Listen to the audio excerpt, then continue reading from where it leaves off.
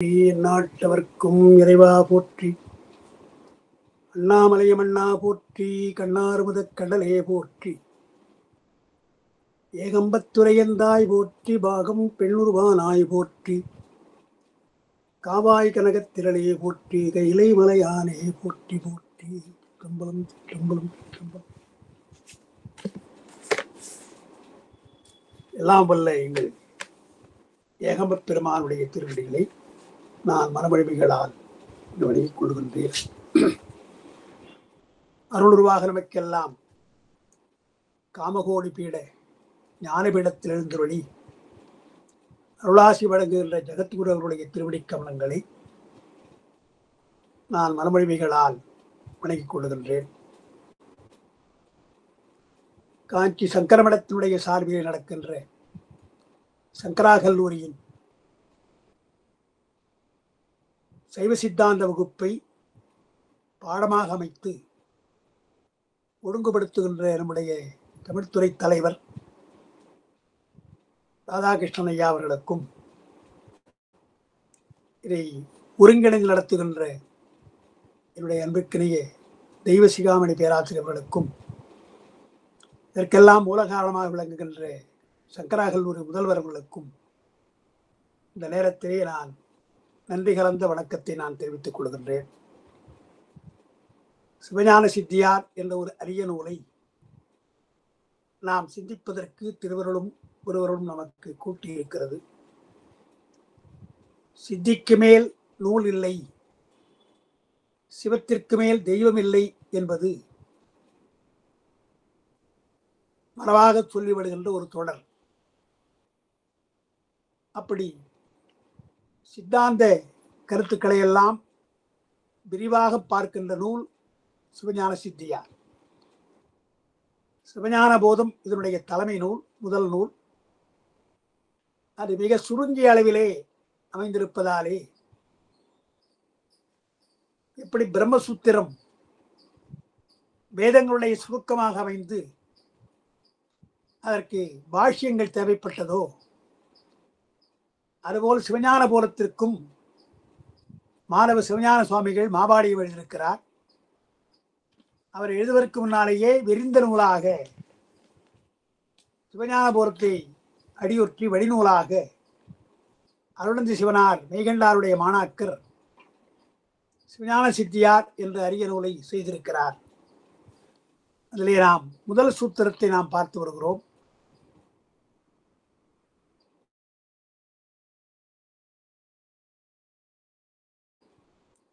நாம் தெரிந்து கொள்ள வேண்டியது என்ன என்றால், அந்த பாடல் மூலமாக அருணந்தி சிவனார் என்ன சொல்லுகிறார் என்றால்,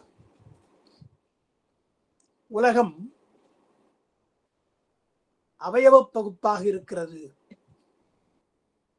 சுட்டப்படுகின்ற பொருளாக இருக்கிறது, சடமாகவும் பலவாகவும் இருக்கிறது. இதுதான் முதல்ல அவர் சொல்றது. உலகம் என்று சொன்னால் பொதுவாக நாம் உலகத்தை சொல்லுகிறோம். ஆனால் தத்துவமாக நாம் பார்க்கிற பொழுது உலகத்தை பற்றிய விளக்கம் என்ன என்றால், அது அவன் அவள் அது அது ஒருவன் ஒருத்தி ஒன்று என்ற அவயவ பகுப்பாக இருக்கிறது. அது அவன் ஒருவன் என்றால் அவன் ஒருவன், ஒருத்தி என்றால் அவள் ஒருத்தி, ஒன்று என்றால் அது ஒன்று என்று அவன் அவள் அது என்ற சுட்டுப்பொருளாக இருக்கிறது. சடமாக சுட்டப்படுகின்றது அவன் அவள் அது என்ற உடம்பு. அவனுக்கு இருக்கிற உடம்பு, அவளுக்கு இருக்கிற உடம்பு, விலங்கினத்திற்கு இருக்கிற உடம்பு என்று உயர்திணை அகிரிணைக்கு உள்ள அந்த வேறுபாட்டை சொல்லுகிறார். எனவே அடிப்படையான விதி என்ன என்றால், சடமாகவும் பலவாகவும் இருந்தால் அது அழியா, அது நிலைக்காது. அந்த ஃபார்முலாவை மறுபடியும் நாம சொல்றேன், அது எல்லா இடத்திலும் வரும். இது நாம நினைவு கொள்ளணும், சித்தாந்தம் படிக்கிறவங்க நினைவு கொள்ளணும். சடமாகவும் பலவாகவும் இருந்தால் அது அழிகின்ற பொருள், அழிபொருள். சடமாகவும் ஒன்றாகவும் இருந்தால் அது அழியாது. சித்துப்பொருள் அறிவான பொருள் ஒன்றாக இருந்தாலும் அழியாது, பலவாக இருந்தாலும் அழியாது. இது சைவ சித்தாந்தத்தினுடைய அடிப்படை விதி. அதை மறுபடியும் சொல்றேன். அறிவுடைய பொருள் அறிவற்ற பொருள் என்று இரண்டா பிரிக்கிறோம். நாம் பொருள்களை எப்படி எப்படியே பிரிக்கிறோம் இல்லையா? உயர்தனை அகிரணைன்னு பிரிக்கிறோம், ஆண் பெண் என்று பிரிக்கிறோம். இப்ப சொன்னது போல அறிவான பொருள் அறிவற்ற பொருள் பிரிக்கிறோம். இதெல்லாம் பிரிவு வகை. ஒரே மாதிரி உலகம் இல்லை. மக்களிலே அறிவாளி இருக்கிறார்கள், அறிவற்றோர் இருக்கிறார்கள். உலகத்தில் பார்க்கிற பொழுது அறிவான பொருள், அதாவது 6 அறிவு, 5 அறிவு, 4 அறிவு, 3 அறிவு எல்லாம் வெவ்வேறு அறிவை, வெவ்வேறு தரத்தினுடைய அறிவுடைய உயிர்கள் இருக்கின்றன. சடமாகவும் இருக்கிறது. அறிவே இல்லாமல் கல் போல் மண் போல் சடமாக இருக்கிறது. எனவே சைவ சித்தாந்தம் என்ன செய்கிறது? அறிவான பொருள் ஒன்றாக இருந்தாலும் அழியாது, அறிவான பொருள் பலவாக இருந்தாலும் அழியாது. இது விதி. அதனால் என்ன சொல்ல வரார் சித்தாந்திகள்? என்ன சொல்றாங்க? அறிவான பொருள் பேரறிவான பொருள் பதிப்பொருள் இறைவன், அவனுக்கு அழிவு கிடையாது. அதே போல அறிவான பொருள் ஆன்மாக்கள், அது பலவாக இருந்தாலும் அழியாது. ஒன்றாயிருக்கிற அறிவான பொருளான பதிப்பொருளும் அழியாது, அறிவு பொருளாக பலவாக இருக்கின்ற ஆன்மாக்களும் அழியாது. அவ சித்துப்பொருள் அழியாது என்று முதல் விதி. அப்படியே சடப்பொருளுக்கு வந்தால், அறிவற்ற சடப்பொருளுக்கு வந்தால், சடப்பொருள் ஒன்றாக இருந்தால் அழியாது, அது பலவாக இருந்தால் அழியும். அதனால நாம் என்ன சொல்றோம் சித்தாந்தத்தில்? ஆணவம் கண்மம் மாயெல்லாம் ஒரு பொருள், அது அழியாதுன்னு சொல்ல போறோம். பின்னால படிக்க போறதெல்லாம் உயிரோடு பற்றி இருக்கிற ஆணவம் கண்மம் மாயை இதெல்லாம் அழியாது. ஏன்னா ஒரு பொருள், சடமா இருந்தாலும் ஒரே பொருள். ஆனால் சடமாகவும் பலவாக இருந்தால் அது அழியும். உடம்பு பல, ஆண் உடம்பு பெண் உடம்பு என்று, விலங்குடம்பு பறவை உடம்பு என்று உடம்புகள் பல. எனவே உடம்பெல்லாம் அழியும். அப்ப சடமாகவும் ஒன்றாக இருந்தால் அழியாது, சடமாக இருக்கிறது பலவாக இருந்தால் அழியும். அதனால் இங்க முதல்ல என்ன சொன்னார்? உலகத்தை பற்றி சொல்ற பொழுது உலகம் சடமாக இருக்கிறது, உலகம் பலவாக இருக்கிறது. அவ சுட்டப்படும் பொருள் எல்லாம் அழியும். நம்முடைய அறிவினால் சுட்டப்படுகின்ற பொருள் எல்லாம் அழியும். எனவே அவன் அவள் அது என்று சுட்டப்படுவதாலே உலகம் அழியும். அந்த உலகத்தை பற்றி சொல்லி உலகம் அழிகின்ற பொருள் என்று நாம சொல்றோம். அந்த உலகம் அழிகின்ற பொருள் சொல்ற பொழுதே அந்த பொருள் செயற்படு பொருள் என்றால் தோன்றி நின்று அழிந்தால் அது செயற்படு பொருள். தோற்றம் இல்லாமல் முடிவு இல்லாமல் இருந்தால் அது செயற்படு பொருள் அல்ல. இறைவன் செயற்படு பொருள் அல்ல, ஆன்மாக்கள் செயற்படு பொருள் அல்ல. ஆனால் ஆன்மாவுடைய உடம்பு செயற்படு பொருள். தோன்றி நின்று அழிகிறது. சடமாக இருப்பது தோன்றி நின்று அழிந்தால் அது செயற்படு பொருள், அது அழியும். அப்புறம் என்ன சொல்றார்? தோன்றி நின்று அழிகிறது என்றால் அதுக்கு ஒரு முறை உண்டல்லவா? முறை இல்லாமல் தோன்றுமா? அதாவது உலகத்தில் பார்த்தீங்கன்னா காலத்தால் தோன்றுகின்ற பூக்கள், காலத்தால் தோன்றுகின்ற பழங்கள், காலத்தால் அழிகின்ற பொருள்கள் எல்லாம் பார்க்கிறோம் இல்லையா? எனவே உலகம் தோன்று என்று அழிகிறது சொன்னால் தோன்றி என்று அழிவதற்கு ஒரு காலம், ஒரு முறை தேவை, கால முறை தேவை, தோன்றி நின்று அழிகின்ற முறை தேவை. அந்த முறைத்தான் முதற்பாட்டில் வறுமுறைன்னு சொன்னார். ஒருவனோடு ஒருத்தி ஒன்று என்று உரைத்திடும் உலகமெல்லாம் வறுமுறை இருக்கு இல்லையா? வறுமுறை என்றால் வந்து நின்று போவதுன்னார். வருகின்றதுக்கு ஒரு முறை. அந்த வறுமுறைத்தான் சர்க்காரியவாதம் என்று நாம சொன்னோம். உலகம் தோன்றி நின்று அழிகிறது அல்லவா, வந்து நின்று போவதல்லவா? எனவே சர்க்காரியவாதம், அது வறுமுறை. அது சைவ சித்தாந்தம் சர்க்காரியவாதத்தை சொல்லுகிறது. வறுமுறை செயற்படு பொருளாக இருப்பதாலே தானே தோன்றாது, தானே நிலைக்காது, தானே அழியாது. எனவே அதற்கு ஒரு ஆள் வேண்டும், தருபவன் ஒருவன் வேண்டும். தருபவன் இறைவன். ஏன் இறைவனை சொல்றோம்? தோன்றினின்று அழிகின்ற பொருளை தோன்றினின்று அழிகின்ற பொருள் உருவாக்காது, உருவாக்க முடியாது. தான் தோன்றாமல் தான் அழியாமல் இருந்தால்தான் தோன்றினின்று அழிகின்ற பொருளை உருவாக்க முடியும். எனவே இறைவன் தானே தோன்றியதும் கிடையாது, அழிவதும் கிடையாது. அதனால் உலகத்தை தோன்றி நிறுத்தி அழிக்கின்றான். அது சர்க்காரியவாத முறையிலே தோன்றுகின்றது. சர்க்காரியவாதம் என்றால் என்ன என்று போன வகுப்பில் சொன்னோம். அதை மறுபடியும் நினைவுபடுத்துறேன். உள்ளதே தோன்றும், இல்லது தோன்றாது. உள்ளதே தோன்றும், இல்லது தோன்றாது. இன்னும் வேற மாதிரி என்ன சொல்லுவாங்க? உள்ளது போகாது, இல்லது வாராது. இதுவும் சர்க்காரியவாதம்.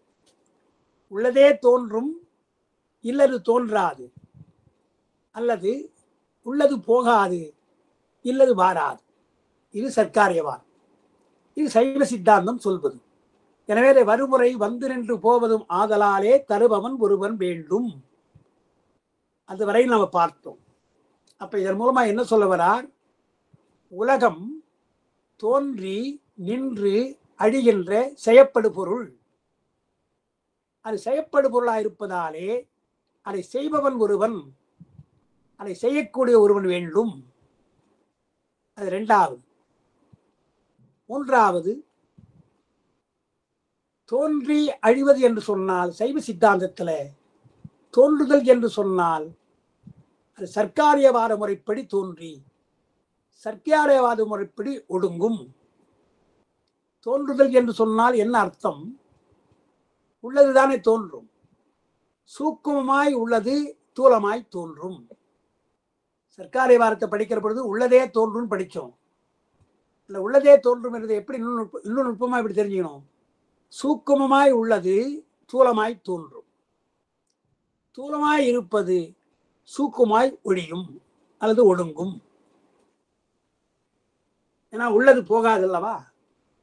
எனவே சூக்குமாய் உள்ள பொருள் தூலமாய் தோன்றும், தூலமாய் உள்ள பொருள் சூக்குமாய் ஒடுங்கும். இதான் சைவ சித்தாந்தம் சொல்வது. எனவே பொருளுக்கு அழிவு கிடையாது. எந்த பொருளுக்கும் அழிவு என்பதை நாம் சொல்வது கிடையாது. ஒடுக்கம் என்று நாம் சொல்றோம். புரிவதற்காக அழிவுன்னு சொல்றோம். ஒடுக்கம் என்று சொன்னால் அது ஒடுங்கி கிடக்கும், மீண்டும் தோன்றலாம்.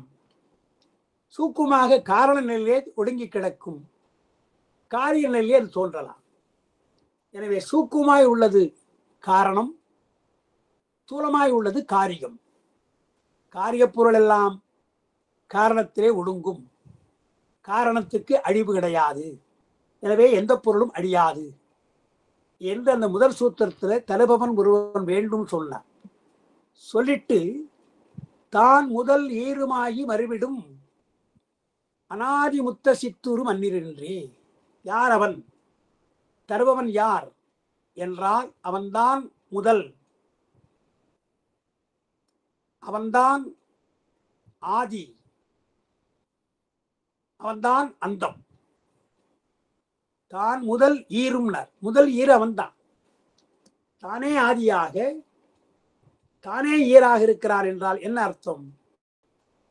உலகம் தோன்றுவதற்கு முன்னாலே ஆதியாக இருக்கிறான். எனவேதான் நம்ம ஆதி என்ற ஒரு வார்த்தையை சொல்வோம். இறைவனுக்கு ஆதி, ஆதி முதல், ஆதி முதல்வன் என்று சொல்வோம். சமணத்துல கூட ஆதி, ஆதி என்று ஒரு வார்த்தை சொல்வாங்க. அந்தம் என்றால் முடிவின் அர்த்தம். தோற்றத்திலும் முடிவிலும் இருக்கின்றான். தான் முதல் ஈரும் ஆக இருக்கிறான். அதனால் அவனை சங்கார காரணன்.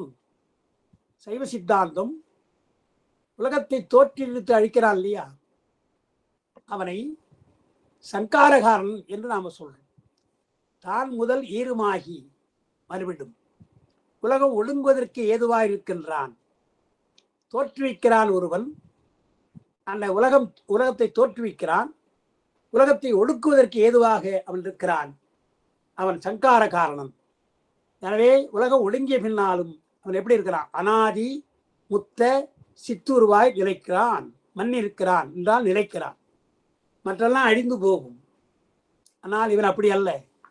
உலகத்தையெல்லாம் ஒடுக்கி தான் அனாதியாக முத்தனாக சித்துருவாக இருக்கிறான். அனாதி என்றால் உலகம் போல் தனக்கு தோற்றம் அழிவு ஒடுக்கம் கிடையாது. உலகம் போல் சடப்பொருள் கிடையாது. அவன் சித்து உருவாக இருக்கிறான். முத்து முத்து முத்து முத்துன்ற முத்து என்ற முத்திநிலை. இயல்பாகவே பாசங்களை நீங்கியவன். அப்ப 3 நிலை சொல்றார். தோற்றம் அழிவில்லாதவன், இயல்பாகவே பாசம் கட்டு நீங்கியவன், அறிவுருவாக இருக்கிறான். அவன்தான் தருகிறான் இந்த உலகத்தை என்று சொல்லி, அனாதி முத்த சித்துரு என்பதாலே அவன் இறைவன். ஆன்மாக்கள் அறிவுடையதான், அனாதிதான். ஆனால் அது பெத்தம். பெத்தம் என்றால் கட்டுநிலை என்றால் அதுக்கு ஒரு குற்றம் இருக்கிறது. அனாதியாக இருந்தாலும் கூட ஆன்மாவிற்கு ஒரு குற்றம் இருக்கிறது என்று அனாதி பெத்த சித்துரு என்று சொல்றோம். அப்ப அனாதி முத்த சித்துரு இறைவன், அனாதி பெத்த சித்துரு ஆன்மாக்கள் என்று அந்த முதல் பாட்டை அவர் சொன்னார். ஒருவனோடு ஒருத்தி ஒன்று என்று உரைத்திடும் உலகமெல்லாம் வருவரை வந்து நின்று போவதும் மாதலாலே தருபவன் ஒருவன் வேண்டும். தான் முதல் ஈருவாகி மறுவிடும் அனாதி முத்த சித்துரு மன்னிரென்றே என்று சொன்னார். அப்போ அதான் அந்த பாட்டினுடைய முழுமையான பொருள். இனி இந்த நாம் சொல்லுகின்ற இந்த கருத்தை மறுக்கிற சமயங்கள் உண்டு, புறச்சமயங்கள் மறுக்கின்ற சமயங்கள் உண்டு. அந்த மறுப்பு விரிவாக ஒன்று போகும். இருந்தாலும் சிலவற்றை நாம் குறிப்பாக அந்த மறுப்பை நாம் படித்து விட்டு போகணும். அவங்க என்னென்ன சொல்றாங்க? அப்படி முதல்ல சொல்றவர் யார் மறுப்பு என்றால் லோகாயுதர்கள். லோகாயுதர் என்றால் நாஸ்திகர்கள். அவங்களுக்கு ஏன் நாஸ்திகர்னு பேர் வந்ததுன்னு சொன்னா, எந்த பொருளையும் அவர்கள் இல்லைன்னு தான் சொல்லுவாங்க. கண்ணுக்கு தெரியாத பொருள் எல்லாம் இல்லாத பொருள் தான் சொல்லுவாங்க. கடவுள் கண்ணுக்கு தெரியவில்லை, எனவே கடவுள் இல்லை. வினை கண்ணுக்கு தெரியவில்லை, எனவே வினை இல்லை. மறுபிறப்பு நமக்கு புரியவில்லை, எனவே மறுபிறப்பு இல்லை. சொர்க்கம் இல்லை, நரகம் இல்லை, வீடு பேர் இல்லை என்று எல்லாவற்றையும் இல்லை இல்லை. வடபடியிலே இல்லை இல்லை என்றால் நாஸ்தி நாஸ்தின்னு அர்த்தம். எல்லாவற்றையும் நாஸ்தி நாஸ்தி என்று சொல்வதாலே அவர் நாஸ்திகன் என்று ஆத்தமானார் அயலவர் கூடி நாத்திகம் பேசி நாத்தெடும் பேரினார் சொன்னார் இல்லையா? நாத்திகம் பேசி நாத்தெடும் பேரினர் என்றது லோகாயுதரை மாணிக்க வாசகர் நாத்திகம் பேசுகிறன்னு சொல்றார்.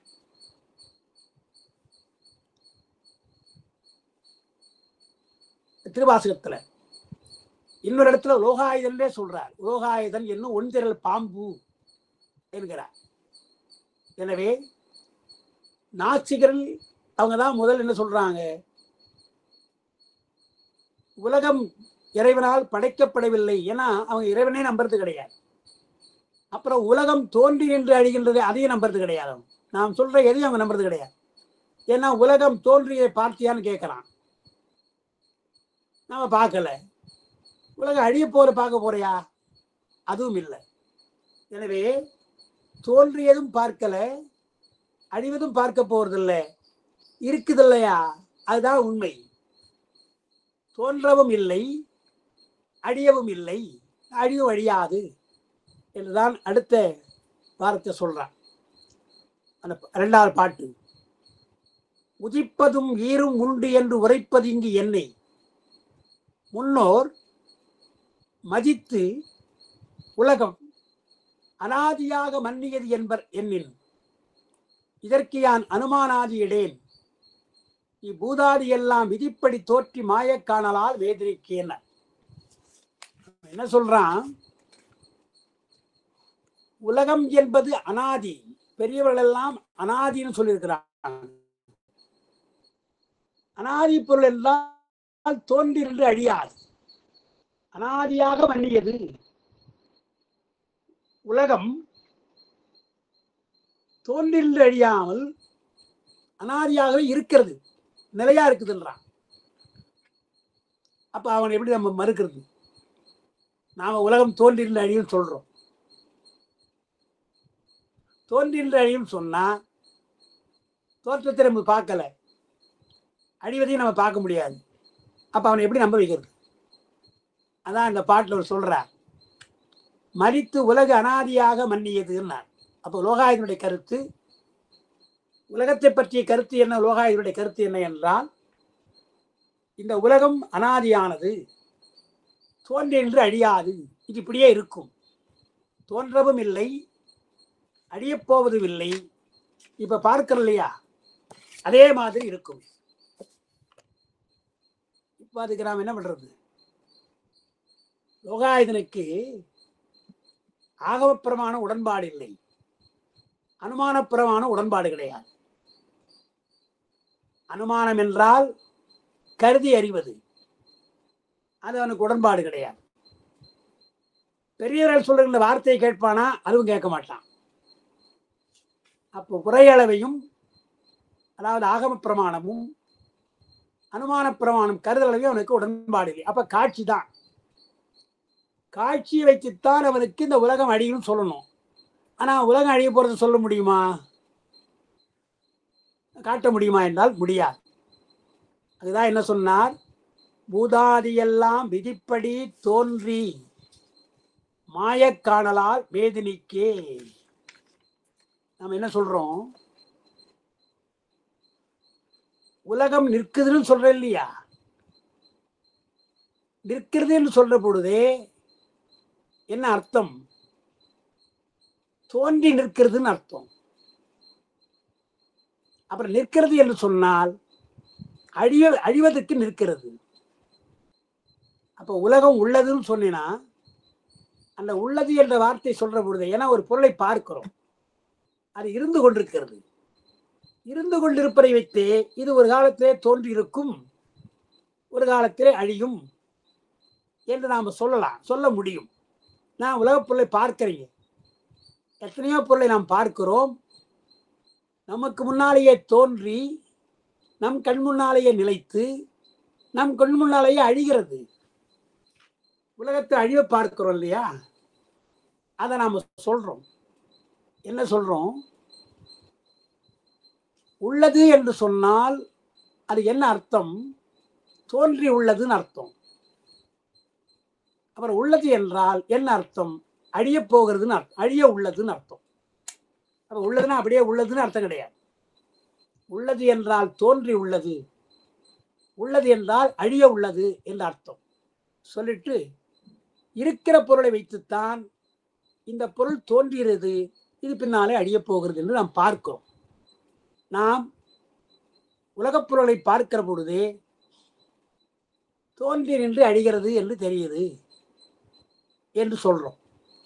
அதை எப்படி சொல்றாங்க என்று சொன்னால், நாம் அப்படிதான் புரிந்து கொள்ளணும். லோகாயுதத்துக்கு எப்படி விளக்குறோம் என்றால், இந்த உடம்பு இருக்கு இல்லையா, இந்த உடம்பு பஞ்சபூதத்தால் ஆனதுன்னு நம்ம சொல்றோம். லோகாயுதர்கள் பஞ்சபூதம் ஒத்துக்க மாட்டாங்க, 4 தான் ஒத்துக்குவாங்க. நிலம், நீர், தீ, காற்று, ஆகாயத்தை அவங்க ஒத்துக்க மாட்டாங்க. நாம் என்ன சொல்றோம், 5 வைத்துக் கொள்ளுங்க, 5 பூதம் இல்ல 4, அவங்க சொல்ற மாதிரி 4 பூதமே தான் இருக்கட்டும். இந்த உடம்பு 4 பூதத்தால் ஆனது, நாம 5 பஞ்சபூதத்தால் ஆனதுன்னு சொல்றோம், அவங்க 4 பூதத்தால் ஆனதுன்னு சொல்றாங்க. அதை வைத்துக்கூட நாம் என்ன சொல்றோம், இந்த உடம்பு இருக்கிறது அல்லவா, இந்த உடம்பு 4 பூதம் தானே, 4 பூதத்தால் ஆனதான உடம்பு, இதை பூத உடம்புனே நாம சொல்றோம். இந்த பூத உடம்புகள் எல்லாம் தோன்றுகிறது, சில காலம் நிற்கிறது, சில காலம் அழியுது இல்லையா, நீ பார்த்திருக்க இல்லையா? உலகப் பொருள்கள்ல உடம்பு இருக்குது, அது பஞ்சபூதமோ அது 4 பூதத்தால் ஆனது. பூதங்களால் ஆன இந்த உடம்பு அழிகின்ற பொழுது பூதங்களாலான உலகமும் அழியும். உலகமும் அதாவது அண்டம், அண்டமும் 4 பூதங்களால் ஆனது, பிண்டமும் 4 பூதங்களால் ஆனது. எனவே அண்டம் பிண்டம் அழிவதை பார்க்கிறோம், அதே போல அண்டம் அழியும் என்று நீ கருதி அளக்கணும், கருதணும். அதுக்கு எது துணையா இருக்கிறது? காட்சி துணையா இருக்குது. நீ சொல்லுகின்ற காட்சி துணையா இருக்குது. நீ உடம்பை பார்க்கிறாய், இந்த உடம்பெல்லாம் அழிவதை பார்க்கிறாய். தோன்றுவதை பார்த்தாய், நிலைத்ததை பார்த்தாய், அழிவதை பார்க்கிறாய். எனவே அதுபோல உலகமும் அண்டமாக இருக்கின்ற 4 பூதங்களாலான அண்டமும் தோன்றி நின்று அழியும் உடல்களைப் போல என்று நாம் அதுக்கு மறுப்பு சொல்றோம். நாஸ்திகன் லோகாயுதன் உலகம் அழியாது என்று சொல்றதுக்கு இப்படி தோற்றமும் ஈரும் உள்ளதன்பாலே கிடத்தல் என்று சொல்வார் சிவஞான போதத்தில். தோன்றுவதும் அழிவதும் உள்ள பொருளை பார்த்தால் தெரியும். இது இப்பொழுது உள்ளது, இது பின்னாலே அழியப் போகிறது என்று தெரியும். எல்லாவற்றுக்கும் ஒரு எல்லை, உலகப் பொருள்களுக்கு எல்லாவற்றுக்கும் ஒரு வயது வச்சிருக்கிறார் இல்லையா? யானையினுடைய உடம்புக்கு ஏதோ 100 வயசுன்னு சொல்றாங்க. மரங்களுக்கு என்ன வயது, புலி சிங்கங்களுக்கு என்ன வயது, எல்லாம் வயது வச்சிருக்கா இல்லையா? ஏன்னா உடம்புக்கு. எனவே பூதங்களாலான அந்த உடம்பு அழிவது, எனவே பிண்டம் அழிவதைப் போல அண்டமும் அழியும் என்று நாம் முதல்ல விளக்கிறோம்.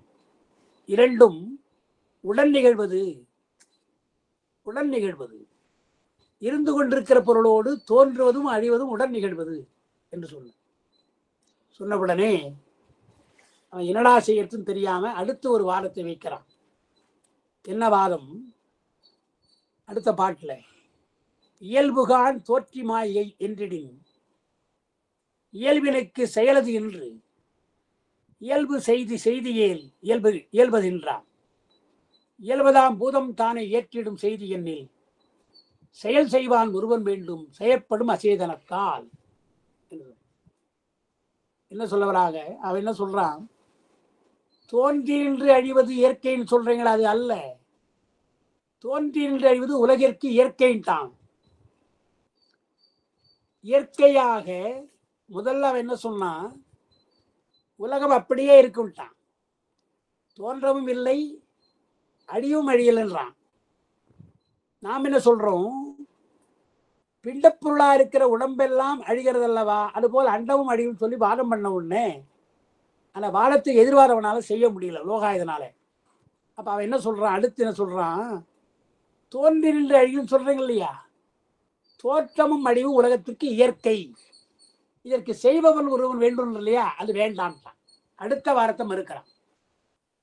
உலகம் தோன்றி நின்று அழியும் நாம் முதல்ல ஒரு வாரத்தை வைத்தோம். தோன்றி நின்று அழிகின்ற பொருளுக்கு ஒரு செய்பவன் ஒருவன் தேவை, அதை ஏற்றுவன் ஒருவன் தேவைன்னு சொன்னோம், கர்த்தா தேவைன்னு சொன்னோம். ஆனா அவன் என்ன பண்ணான்? முதல்ல தோன்றி நின்று அழியாது என்று சொன்னான், அந்த வாரத்தை மறுத்துட்டோம். அப்ப அடுத்த வாரம் என்ன பண்றான்? சரி, தோன்றுவதும் அழிவதும் உலகத்திற்கு இயற்கை என்றான். எனவே வினை முதல் வேண்டாம், உலகம் இயற்கையாக தோன்றி நின்று அழியும், இதற்கு செய்பவன் ஒருவன் வேண்டாம், தானே தோன்றி தானே நின்று தானே அழியும் என்று சொல்றான். ஆனா உலகத்திற்கு இயற்கை என்றான். இந்த இடத்துல நுட்பமாக ஒரு விளக்கத்தை சொல்லுகிறார் சிவஞான முனிவர், விளக்கிறார். அதைத்தான் அங்க அருணதி சிவம் சொல்லியிருக்கிறார். இயல்புகான் தோற்றி மாய்கை என்றிடின் இயல்பினுக்கு செயலது என்று. அதாவது தோன்றின்று அழிவது உலகத்திற்கு இயற்கை என்று சொன்னால், தோன்றுவதும் அழிவதும் விகாரம், தோன்றுதலும் கெடுதலும் விகாரம். விகாரமாயிருப்பது இயல்புக்கு, விகாரமாதல் இயல்புக்கு கூடாது. ஏன்னா பொருள், இயல்பான பொருள், விகார பொருள் என்று 2 இருக்குது. இலக்கணத்தில், தமிழ் இலக்கணத்தில் இயல்பு புணர்ச்சி, விகார புணர்ச்சி என்று 2 இருக்கும். அதாவது தமிழ் தலை சிறந்ததுன்னு சொல்றாங்க வச்சுங்களேன். தமிழ் தலை சிறந்தது என்றால் தமிழ் பிளஸ் தலை சிறந்தது என்பதை அப்படியே சொல்லலாம். இடையில சந்தி மிகலை, வெள்ளெழுத்து மிகலை. ஆனால் தமிழ் பிளஸ் தாய் என்று சொன்னால் தமிழ்த்தாய் ஒரு இத்து போடுறோம். அப்போ இந்த மாதிரி சந்தி வராமல் வெள்ளெழுத்து வராமல் இணைந்தால் அது இயல்பு புணர்ச்சி. அவன் வந்தான், அது இயல்பு புணர்ச்சி. தமிழ்த்தாய் என்றால் இத்து வருவதாலே அது விகார புணர்ச்சி என்று இலக்கணத்தில் இயல்பு விகாரம் என்று வேறு வேறா சொல்றோம். அப்ப இயல்பு வேறு, விகாரம் வேறு. இயல்பாக ஒருவருக்கு ஒரு முகம் இருக்குது, அவன் ஏதோ நடிக்கிறான்னு சொன்னா வேஷம் போட்டுக்கிறான், தன் முகத்தை மாற்றிக்கிறான், அது விகாரம். அப்ப இயல்பு வேறு விகாரம் வேறு தானே. நீ என்ன சொல்ற? தோன்றுவதும் அழிவதும் இயற்கைன்ற. இயற்கை என்றால் ஒன்று தோன்றணும், அழியக்கூடாது. அப்புறம் அழிவது இயற்கை என்றால் தோன்றக்கூடாது. அது இல்லாமல் என்ன சொல்ற நீ? தோன்றுவதும் அழிவதுமாக உள்ளது இயல்புன்ற. அது பொருந்தாது. விகாரமாதல் இயல்புக்கு கூடாது. இல்லை சார், விகாரமே உலகிற்கு இயல்புன்னா அவன் இன்னும் மாற்றி சொல்றான். முதல்ல தோன்றி நின்று அழிதல்ல தோன்றுதலும் கெடுதலும் இயற்கை, உலக இயற்கைன்னா நாம் அதை மறுத்தோம். தோன்றுதலும் கெடுதலும் விகாரம், வேறு வேறு பொருள். தோன்றுதல் உலகத்திற்கு இயல்பு என்றால் கெடக்கூடாது, கெடுவது உலகத்திற்கு இயல்பு என்றால் தோன்றக்கூடாது என்று நாம் சொன்ன உடனே என்னடா மறுபடியும் மாட்டிக்கிட்டு வேணா என்ன பண்றான்? அப்படி அல்ல. விகாரமாதலே உலகிற்கு இயல்பு, விகாரமாதலே உலகிற்கு இயல்பு, விகாரப்படுவதே உலகத்துக்கு இயல்புன்னு சொல்றான். இப்படி சொன்னால் நீ விகாரம்னு சொல்றியா இயல்புன்னு சொல்றியா? சார், இயல்பு என்பதற்கும் விகாரம் என்பதற்கும் பொருள் வேறுங்க. அதான் நான் முதல் தொடக்கத்தில் சொன்னேன். தத்துவ உலகத்தில் சொல்ல முடியாது என்று சொல்லி தப்பிக்க முடியாது, அதே போல சொல்ல வைத்து தப்பிக்க முடியாது. விகாரமாதலே இயற்கை என்று சொல்ல மாற்றி போடுறான். விகாரமாதலே இயற்கை என்று சொன்னால் இயல்பு என்றால் என்ன அர்த்தம்? விகாரம் என்றால் என்ன பொருள்? நீ சொல்லு. இயல்பு என்றால் என்ன பொருள்? விகாரம் என்றால் என்ன பொருள்? விகாரமாதலே இயற்கைன்னு சொன்னா உன்னால சொல்ல முடியாது. விகாரத்தின் அவ்வாறு இம்மினால் விகாரத்திற்கு வேறாய் இயல்பு என்பது ஒன்றில்லை. விகாரத்துக்கு வேறாக இயல்பு இல்லாமல் போயிடும். நீ சொல்றதே தப்புப்பா. எனவே தோன்றுதலும் அழிதலும் இயல்பு என்பது விட்டு போய் தோல்வித்தானமாய் முடியும். நீ தோன்றுவதே இயல்பு இல்லையா? தோன்றுவதும் கெடுவதுமே இயல்பு இல்லையா? அது தவறு. தோன்றுவது வேறு, கெடுவது வேறு, அது விகாரப்படுவது. அதையே இயற்கை என்று சொல்ல முடியாது என்று சொல்லி நிறுத்தணும்னா என்ன பண்றான்? சரி, அப்ப வேற மாதிரி வைத்துக்கிறேன். பூதம் நான்கும் இயல்பாக இருக்கிறது. அந்த பூதம் நான்கு இயல்பா இருக்கு, அது தோற்றி மாய்தலாகி விகாரத்தை செய்யும்ன்றான். அடுத்து நான்கு பூதம் இருக்கு இல்லையா, அது இயல்பா இருக்கிறது, அது தோன்றி வாயுன்ற விகாரத்தை செய்யும்ன்றான். நாம் என்ன சொல்றோம்? பூதங்களே தோன்றி மறையும் நாம சொல்றோம். அவன் அந்த இயல்பா இருக்கிறது, பூதங்கள் இயல்பு, அது செயற்படுவது செயற்கை என்றான். விகாரப்படுவது தோற்றி மாய்கின்ற செயற்கை அப்படின்றான். உடனே நாம சொல்றோம், ரொம்ப நல்லா சொல்றப்பா, அதைத்தான் நாம சொல்றோம்.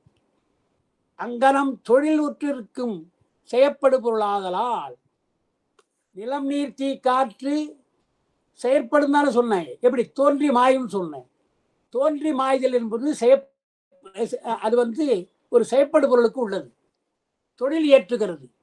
தோன்றுகின்ற தொழில் அடிகின்ற தொழிலை ஏற்றுவதாலே அது செயற்படு பொருள். எனவே செயற்படு பொருளுக்கு ஒரு கர்த்தா தேவை. ஏன்னா அசேதர பொருளாக இருப்பது அறிவற்ற பொருளாக இருந்தால் அதுக்கு ஒரு அறிவுள்ள பொருள் ஒருவன் தேவை என்று நாம் லோகாயத்தினையும் மறுக்கிறோம். 2வது பாட்டிலையும் முதல் பாட்டில் மறுத்து 2வது சொல்ற அந்த கருத்தையும் மறுக்கிறோம். 3வது விடலை. 3வது என்ன சொல்றான்? 4 பூதங்கள் இருக்குது. நிலம் புனல் அனல் கால் காண நிறுத்திடும் அழிக்கும் ஆக்கும் பலந்தரும் ஒருவன் இங்கு பண்ணிட வேண்டா இறங்கிய தோற்றம் நின்றல் ஈரியவை இசைதலாலே நலங்களின் தோற்ற நாசம் தனக்கிலான் ஆதல் வேண்டும். என்ன சொல்றார்? அவன் என்ன சொல்றான்? லோகாயுதன் இப்படி சொன்னதுனால 2வது பாட்டு சொல்லி நான் மறுத்துட்டோம் இல்லையா? அவன் சொல்ற மூன்றையும் மறுத்துட்டோம். அதாவது உலகத்திற்கு தோற்றக்கேடுகள் இயல்புன்னு சொன்னோம், அதை மறுத்தோம். அப்புறம் அந்த விகாரப்படுதலே விகாரப்படுதலே உலகத்திற்கு இயற்கை என்ன, அதையும் நாம மறுத்தோம். அதுக்கப்புறம் தோன்றி மாய்தல் என்றால் பூதங்கள் இயல்பாக இருக்கும், அது தோன்றி மாய்தலை விகாரத்தை செய்யும் சொன்னா அதையும் நாம் மறுக்கிறோம். ஏன்னா அது செய்யப்படு பொருள், செய்யப்படு பொருளுக்கு ஒரு செய்பவன் ஒருவன் தேவை, தானே தோன்றி அழியாது என்று மறுத்தோம். அதனால என்ன செய்த, அடுத்த பாட்டுல 4 பூதங்கள் இருக்கு இல்லையா, 4 பூதங்கள வாயு காற்று இருக்கு பாருங்க, ஏனைய 3 பூதங்கள் அனைத்தையும் நிறைவேறுத்தி தான் அவற்ற சமூகத்திலே நிறைவேறும். ஒரு புதிய விளக்கத்தை தரான். பூதங்கள்ல காற்று இருக்கு இல்லையா, அந்த காற்று என்ன செய்தான், நிலம் புனல் அனல், அந்த 3 பூதங்கள், அந்த 3 பூதங்களை நிலைபெறுத்தி, காற்று தான் நிலைபெறுத்தது, நிலைபெறுத்தி தான் அவற்றின் சமூகத்திலே நிலைபெறும். அப்ப நிலைத்தல் தொழில் வாயுனாலே நிலைத்தல் தொழில் நடக்கிறதுட்டான் அவனை பொறுத்தவரை. வாயுனாலே நிலம் புனல் அனல், நிலம் புனல் அனல் இது நிலைக்கும். அடுத்து அங்கி நெருப்பு, ஏனைய 3 பூதங்களை அழித்து தான் அவற்றின் சமூகத்தில் அழிவெய்தும். நெருப்பு எல்லாவற்றையும் அழித்து விடும், 3 பூதங்களை அழிக்குது. அதாவது நிலம் புனல் அனல், நிலம் புனல் கால், அந்த 3 பூதங்களையும் அழித்து தான் அவற்றின் சமூகத்திலே அழியும். அது அழிகிற பொழுது நெருப்பு அழியும் என்றால் அது அழிதல் தொழில். 3வது அப்பு தண்ணீர், ஏனைய 3 தோற்றுவித்து நிலம் அனல் கால் என்ற 3 பூதங்களை தோற்றுவிக்கிறது. நெருப்பு அப்பு, அப்பு என்றால் நீர், தோற்றுவிக்கிறது. 3 பூதங்களை தோற்றுவித்து அவற்றை சமூகத்திலே தோன்றும்.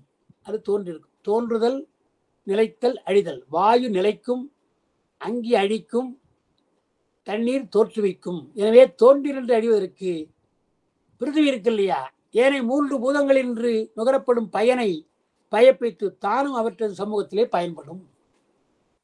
அந்த 3 பூதங்களுடைய பயனோடு இது சேர்ந்து நிலம் பயனை விளைவிக்கும். எனவே செய்யப்படு பொருளுக்கு வேறாக வேறு பொருள் இல்லைங்க. நிலமே தன்னை நிறுத்திக் கொள்ளுகிறது, அழித்துக் கொள்ளுகிறது. நெருப்பு அழித்துக் கொள்ளுகிறது, நிலம் பயன் தருகிறது, நீர் தோற்றுவிக்கிறது, அங்கி என்ற நெருப்பு அழிக்கின்றது, வாயு நிலைபெறுத்துகிறது. எனவே வேறு வினை முதல் வேறு படைப்பவன் என்று ஒருவன் வேண்டியதில்லை. தாங்களே தங்கள் பூதங்களே தங்களுக்குள்ளே ஒன்றுக்கொன்றாக தோன்றி நின்று அழிகின்றன. இதற்கு வினை முதல் மிகை, ஒருவன் வேண்டும் என்பது மிகை என்று அவன் மறுபடியும் சொல்றான் லோகாய். அதுக்கு நாம் என்ன பண்றோம், மறுபடியும் சொல்ற பொழுது இல்லை, இலங்கிய தோற்றம் நிற்றல் ஈரவை இசைதலால். இப்ப வாயு என்று சொன்னாய், வாயு நிலை பெறுவது அல்ல, அங்கியிலே அது அழிந்து போகிறது. வாயு நிலை பெற்று அப்புறம் அழிகின்றது. அதே போல ஒவ்வொரு பூதங்களும் நிலை பெறுகின்றன, அழிகின்றன. அப்போ அழிகின்ற பூதங்கள் இன்னொரு பொருளை நிலைநிறுத்துமா? அழிகின்ற பூதங்கள் இன்னொரு பூதங்களை காக்குமா? காக்கா. அது அசேதன பொருள். கூட்டத்தோடு சேர்ந்து அவை அழிகின்றன, தோன்றுகின்றன என்றால் அந்த காரியத்தை அவை தானே செய்ய முடியாது. அதுக்கு ஒரு அறிபவன் ஒருவன் தேவை. அவன் யார், எப்படி இருக்கணும்? அவன் தோன்றி நின்று அழியாமல் இருக்கணும். இவையெல்லாம் பூதங்கள் எல்லாம் தோன்றி நின்று அழிவது. ஆனால் இறைவன் தோன்றி நின்று அழியாதவன். எனவே தோற்றம் நாசம் இல்லாத ஒருவன் தான், முத்தொழில் படாத ஒருவன் தான் இந்த 4 பூதங்களை தோற்றி நிறுத்தி அழிக்க முடியும் என்று லோகாயனுடைய வாதத்தை ஒரு 3 பாடல்களாலே மறுத்திருக்கிறார். எனவே நீங்க என்ன செய்யணும், சிவஞான சித்தியாரில் லோகாயுத மறுப்பு எப்படி இருக்கிறது என்பதை முதற் சூத்திரத்தை 2வது பாடல், 3வது பாடல், 4வது பாடல், இந்த 3 பாடல் மூலமாக லோகாயுதனை மறுக்கிறார் என்று வைத்துக்கணும். அதுக்கு அடுத்தது புத்த மதம். லோகாயுதனுக்கு அடுத்து புத்த மதத்தை மறுக்கிறார் என்று பார்க்கும். அது 5வது பாட்டு நிலைகள். 5வது பாடல். சார்பினில் தோன்றும் எல்லாம் தருபவன் இல்லை என்னில் தேரின் இல்லதற்கோ தோற்றம் உள்ளதற்கோ நீ செப்பாய். ஓரின் இல்லவும் தோன்றாது உள்ளதில் உதிக்க வேண்டாம். சோர்விலாத இரண்டு மின் இருப்பது தோன்றுமன்றே என்று சொன்ன. பௌத்த வாதத்தில் 2 வாதம் இருக்குதுங்க. சூன்யவாதம் என்று ஒன்று, கணபங்கவாதம் என்று ஒன்று, 2 இருக்கிறது. இங்க கணபங்கவாதத்தை சொல்றார். பௌத்தத்தில் அவங்க என்ன சொல்றாங்க, ஒரு பொருள் என்றால் ஒரு கணத்திலே தோன்றி அடுத்த கணத்திலே அது அழியும். அது அவங்க கொள்கை. ஒரு கணத்திலே தோன்றி அடுத்த கணத்திலே அழிகின்றது.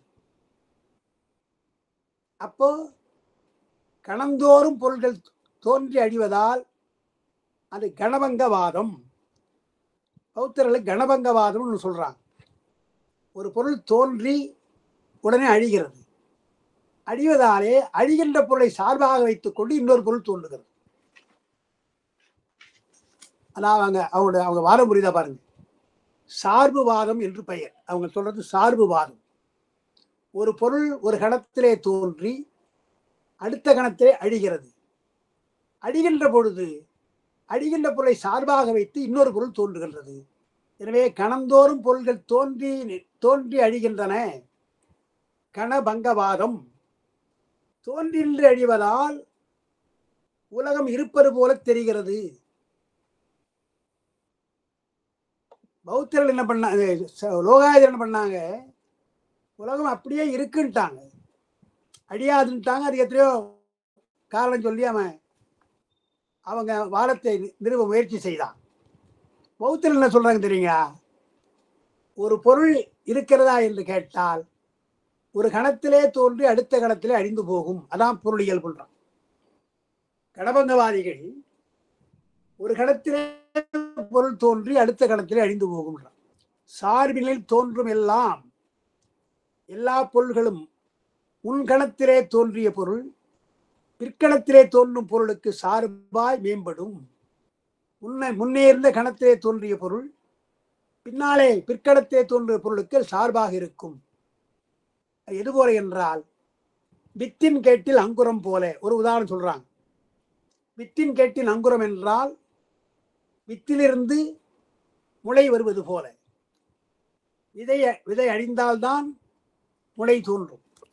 அதுபோல் விதையிலிருந்து முளை வருவது போல ஒரு பொருள் இருந்து ஒரு பொருள் சார்பாக இன்னொரு பொருள் தோன்றுகிறது.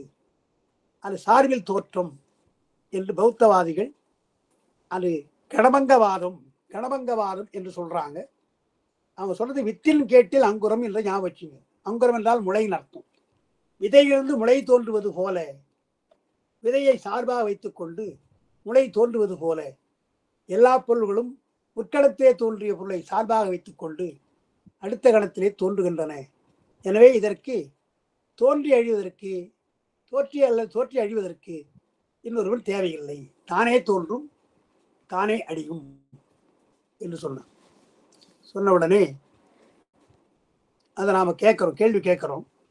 என்ன கேட்கிறோம்? இப்ப சார்பில் தோன்றியதுன்னு சொன்னேன் இல்லையா? சார்பில் தோன்றியதுன்னு சொன்னேன். அந்த பொருள் சார்பிலே தோன்றியதுன்னு சொன்ன இல்லையா? அந்த பொருள் உள்பொருளா இல்பொருளா என்று நாம கேட்கிறோம். உள்பொருளா இல்பொருளா என்று கேட்டோம். ஏன் அப்படி கேட்கிறோம்னு சொன்னா, பௌத்த மதத்துல இவங்கெல்லாம் கணபங்கவாதிகள் தான் என்ன சூன்யவாதி பின்னால் சொல்ல போறாங்க. அவங்க எல்லாம் என்ன பண்றாங்க, ஒரு பொருள் உள்ளதும் அன்று இல்லதும் அன்று. அவங்க வாதம் அது. ஒரு பொருள் உள்ளதும் அன்று இல்லதும் அன்று. அனிர்வச்சனம் சொல்லணாதது என்று சொல்றாங்க. ஒரு பொருள் இல்லதும் அன்று உள்ளதும் அன்று சொல்லணாதுன்றாங்க. இப்ப அதை வச்சுதான் நம்ம என்ன பண்றோம், இப்ப சார்பிலே தோன்றியதுன்னு சொல்லலையா பொருள், அது உள்பொருளா இல்பொருளா என்று நாம கேட்டோம். இப்ப அதுக்கு உள்ளதும் அன்று இல்லதும் சொல்ல முடியாது அவங்களால. அவன் சொல்லுகின்ற கருத்துக்கு அந்த பொருள் உள்ளா இல்லையா, அது இல்பொருளா உள்பொருளா என்று கேட்டால் ஏதாவது பதில் சொல்லணும். இல்பொருள் என்று சொன்னால் அப்போ அங்க வாதம் தோற்று போகுது, அது பொருள் இல்லைன்னு ஆயிடும். இல்பொருள் என்று சொன்னால் அது முயற்கொம்பு போல ஒருபொழுதும் தோன்றாது. இல்பொருள் என்று சொன்னால் நீ ஒருவேளை இல்பொருள் சொன்னா அது முயற்கொம்பு போல ஒரு காலத்திலும் தோன்றாது. சரி, உள்பொருள் என்று சொல்லாம குடம் போல உள்பொருள் சொல்லலாம் என்றால் அது தோன்ற வேண்டிய அவசியம் இல்லை. இருக்கிறது, அது தோன்ற வேண்டிய ஒரு சார்பிலே தோன்ற வேண்டிய அவசியம் இல்லை. எனவே குடம் போல உள்ள பொருளுக்கெல்லாம் தோற்றம் வேண்டாமையால் மாத்திகர் மதம் இல்லதுமன்றி உள்ளதுமன்றி அனிர்வசமாக இருப்பது பொருள் தோன்றும் என்று அவங்க என்ன பண்றாங்க, முயற்கொம்பு என்றால் அது இல்லாத பொருள், குடம் என்று சொன்னால் அது உள்ள பொருள். எனவே உள்ள பொருளுக்கு தோன்ற வேண்டிய அவசியம் கிடையாது, இல்பொருளுக்கு எப்பொழுதும் தோற்றம் கிடையாது. அதனால் உள்ளதுமன்று இல்லதுமன்று அனிர்வசனமாய் நிற்பதுதான் பொருள் என்பது மாத்தியமிகருடைய கருத்து. பௌத்தத்தில் மாத்தியமிகர் அவங்க சொல்ற கருத்து தான் அந்த 5வது பாடலில் அவர் சொன்னார். உடனே அதுக்கு நாம் என்ன பண்றோம், அடுத்த பாட்டில் உள்ளதும் இல்லதும் இன்றி நின்றது ஒன்று உளதேல் உண்டாம் இல்லதேல் இல்லையாகும் தோற்றமும் விசையாதாகும் உள்ள காரணத்தில் உண்டாம் காரியம் உதிக்கும் மண்ணில் இல்லதாம் படம் கடாதி எழித்தரும் ஏற்றுவானால். பொருளை புரிந்து கொள்ளுங்க. உலகத்திலே இருக்கிற பொருள் உண்டா இல்லையா என்று கேட்டால் உண்டுன்னு சொல்லுங்க, இல்லை இல்லைன்னு சொல்லுங்க, அதுதான் சரியான விடை. சார், மாணவர்களாய் உங்களை நான் கேட்குற ஒரு கேள்வி கேட்குறேன்னு சொன்னா அந்த கேள்விக்கு பொருள் விடை தெரிந்தால் ஐயா எனக்கு விடை தெரியும் நீங்க சொல்லணும், இல்லைன்னா விடை தெரியாதுன்னு சொல்லணும். அதான சரியான பதில். அப்ப உலகப் பொருள் உண்டா இல்லையான்னு கேட்டா அது உள்ளதுமன்று இல்லதுமன்று அனிர்வச்சனம், அது ஒரு கணத்திலே தோன்றி அடுத்த கணத்திலே அழிவது என்று சொன்னால் இதெல்லாம் சரியான விடை அல்ல. இங்கெல்லாம் சொல்றார் அடுத்த பாட்டில். அனிர்வசனமாக கூறப்படுகிறது சொல்லலையா, உலகப் பொருள் உள்ளதா இல்லதான்னு கேட்டா அது சொல்லணாதுன்னு சொல்றீங்க. சொல்ல முடியாதுன்னு சொன்னதுனால உண்டோ இல்லையோ என்று சொன்னால் அது இல்லப்பா பொருள் அனிர்வச்சனம் சொன்ன இல்லையா, உலகம் அனிர்வச்சனம் சொல்ற, நீ ஒன்று சொல்ற ஏத்துக்கிறேன் நான். உலகம் அனிர்வச்சனம் என்று ஏற்றுக்கொண்டால் அப்ப என்ன பண்ணணும், அந்த அனிர்வச்சன பொருள் உண்டா இல்லையா நாம் அடுத்த கேள்வி கேட்கிறோம். உலகத்தை விட்டுருங்க, உலகம்தான் உள்பொருளா என்றால் உள்பொருள் தான் இல்பொருள் தான் சொல்றீங்க. உள்ளதுமன்று இல்லதுமன்று ஒரு பொருள் சொல்றீங்க இல்லையா, அது உண்டா இல்லையா? போன பாட்டுல சார்பியல் தோற்றம்னு சொன்னாங்க, அதையே சைவ சித்தாந்தம் மறுக்கிறது. எப்படி மறுக்குது என்றால் அவங்க என்ன சொல்றாங்க, ஒரு கணத்தில் தோன்றுகின்ற ஒரு பொருள் அடுத்த கணத்தில் அழிந்து போகிறது, அந்த அழிந்து போகின்ற பொருளை சார்பாக வைத்துக் கொண்டு இன்னொரு பொருள் தோன்றுகிறது. அதான் அவங்க சொல்றது. எல்லா தோற்றமும் சார்பிலே தோற்றம், தானே தோன்றுவது கிடையாது. ஒரு பொருளுடைய சார்பில் தான் தோன்றுவது என்று சார்பில் தோற்றம். இதுபோல என்றால் ஒரு விதை இருந்தால்தான் முளை, முளை இருந்தால்தான் மரம், மரம் இருந்தால்தான் மறுபடியும் விதை. எனவே ஒன்றை ஒன்று சார்ந்திருக்கிறது. தந்தையை சார்ந்திருக்கிறான் மகன், அந்த மகனை சார்ந்து அவருடைய மகன் சார்ந்திருக்கிறான். எனவே சார்பினாலே உள்ளது பொருள் தானே தவிர தானே தோன்றுகின்ற பொருள் இல்லை என்பது அவங்க வாதம். அப்ப நாம என்ன பண்ணோம், அதுக்கு ஒரு கேள்வி கேட்டோம். சரி, ஒரு கணத்திலே தோன்றிய பொருள் அடுத்த கணத்திலே அழிகின்றது, அழிகின்ற பொழுது இன்னொரு பொருள் தோன்றுவதற்கு அது சார்பா இருக்குன்னு சொல்றேன் இல்லையா. இப்ப நாங்க என்ன கேட்கிறோம், ஒரு கணத்திலே தோன்றிய பொருள் முதல்ல ஆரம்பிச்சு இல்லையா, அந்த பொருள் சார்பான பொருளா சார்பில்லாமல் தோன்றுகிறதா? நாம கேட்கிற வினாவை நல்லா புரிஞ்சுக்கணும். நீங்க ஒரு கணத்திலே தோன்றின்னு ஆரம்பிச்சான் இல்லையா, அவன் அந்த ஒரு கணத்திலே தோன்றிய பொருளைத்தான் இன்னொரு கணத்திலே தோன்றுகின்ற பொருள் சார்பாக இருக்குன்னு சொன்னான் இல்லையா. நாம் என்ன சொல்றோம், ஒரு கணத்திலே தோன்றியதுன்னு சொல்றியப்பா, அந்த தோன்றியதுன்றது சார்பிலே தோன்றியதா தானே தோன்றியதா? சார்பிலே தோன்றியது என்றால் அது முன்ன சொல்லி ஆகணும் நீ, ஏன்னா சார்பிலே தோன்றணும். அப்ப முதல் பொருள் சார்பு இல்லாமலே தோன்ற வேண்டும். நீங்க அதை பார்க்கணும்.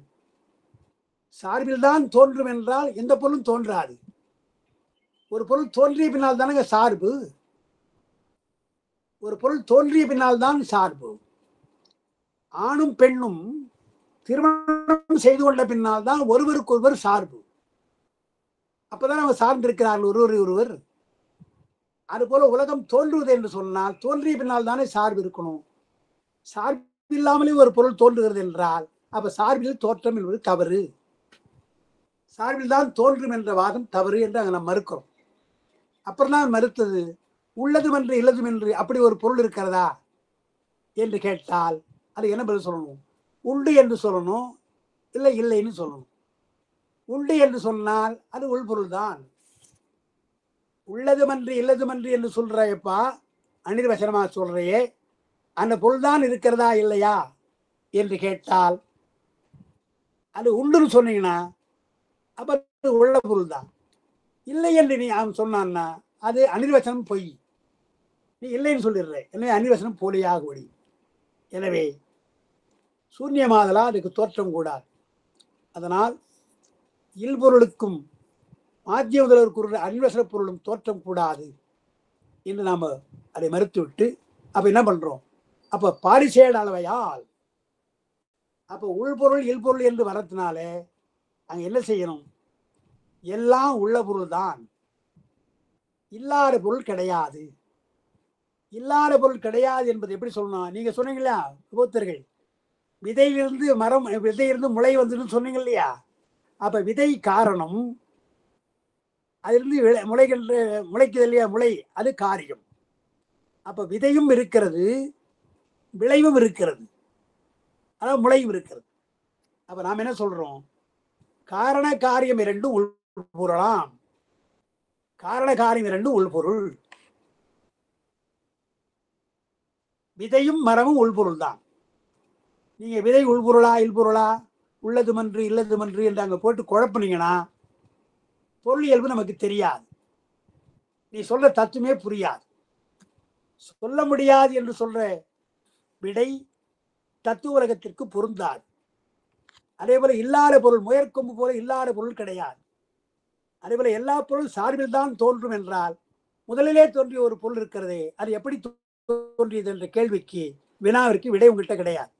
எனவே சார்பில் தோற்றம் என்பதும் உள்ளதுமன்று இல்லதுமன்று அனிர்வச்சனம் என்பதெல்லாம் பொருந்தாத வாதங்கள் என்று பௌத்தத்தை மறுத்துட்டு, ஆனா என்ன சொல்றோம்? நீ சொல்ற மாதிரி விதையும் உண்டு, மரமும் உண்டு, காரணமும் உண்டு, காரியமும் உண்டு என்றுதான் சைவ சித்தாந்தம் கொள்ளுகிறது. எனவே காரணம் காரியம் இரண்டும் இருந்தால் காரணத்திலிருந்து காரியம் வரணும் இல்லையா? அது தானே வராது. காரணப்பொருள் இருந்து தானே வராது. அதை இயக்குகிறவன் ஒருவன் தேவை.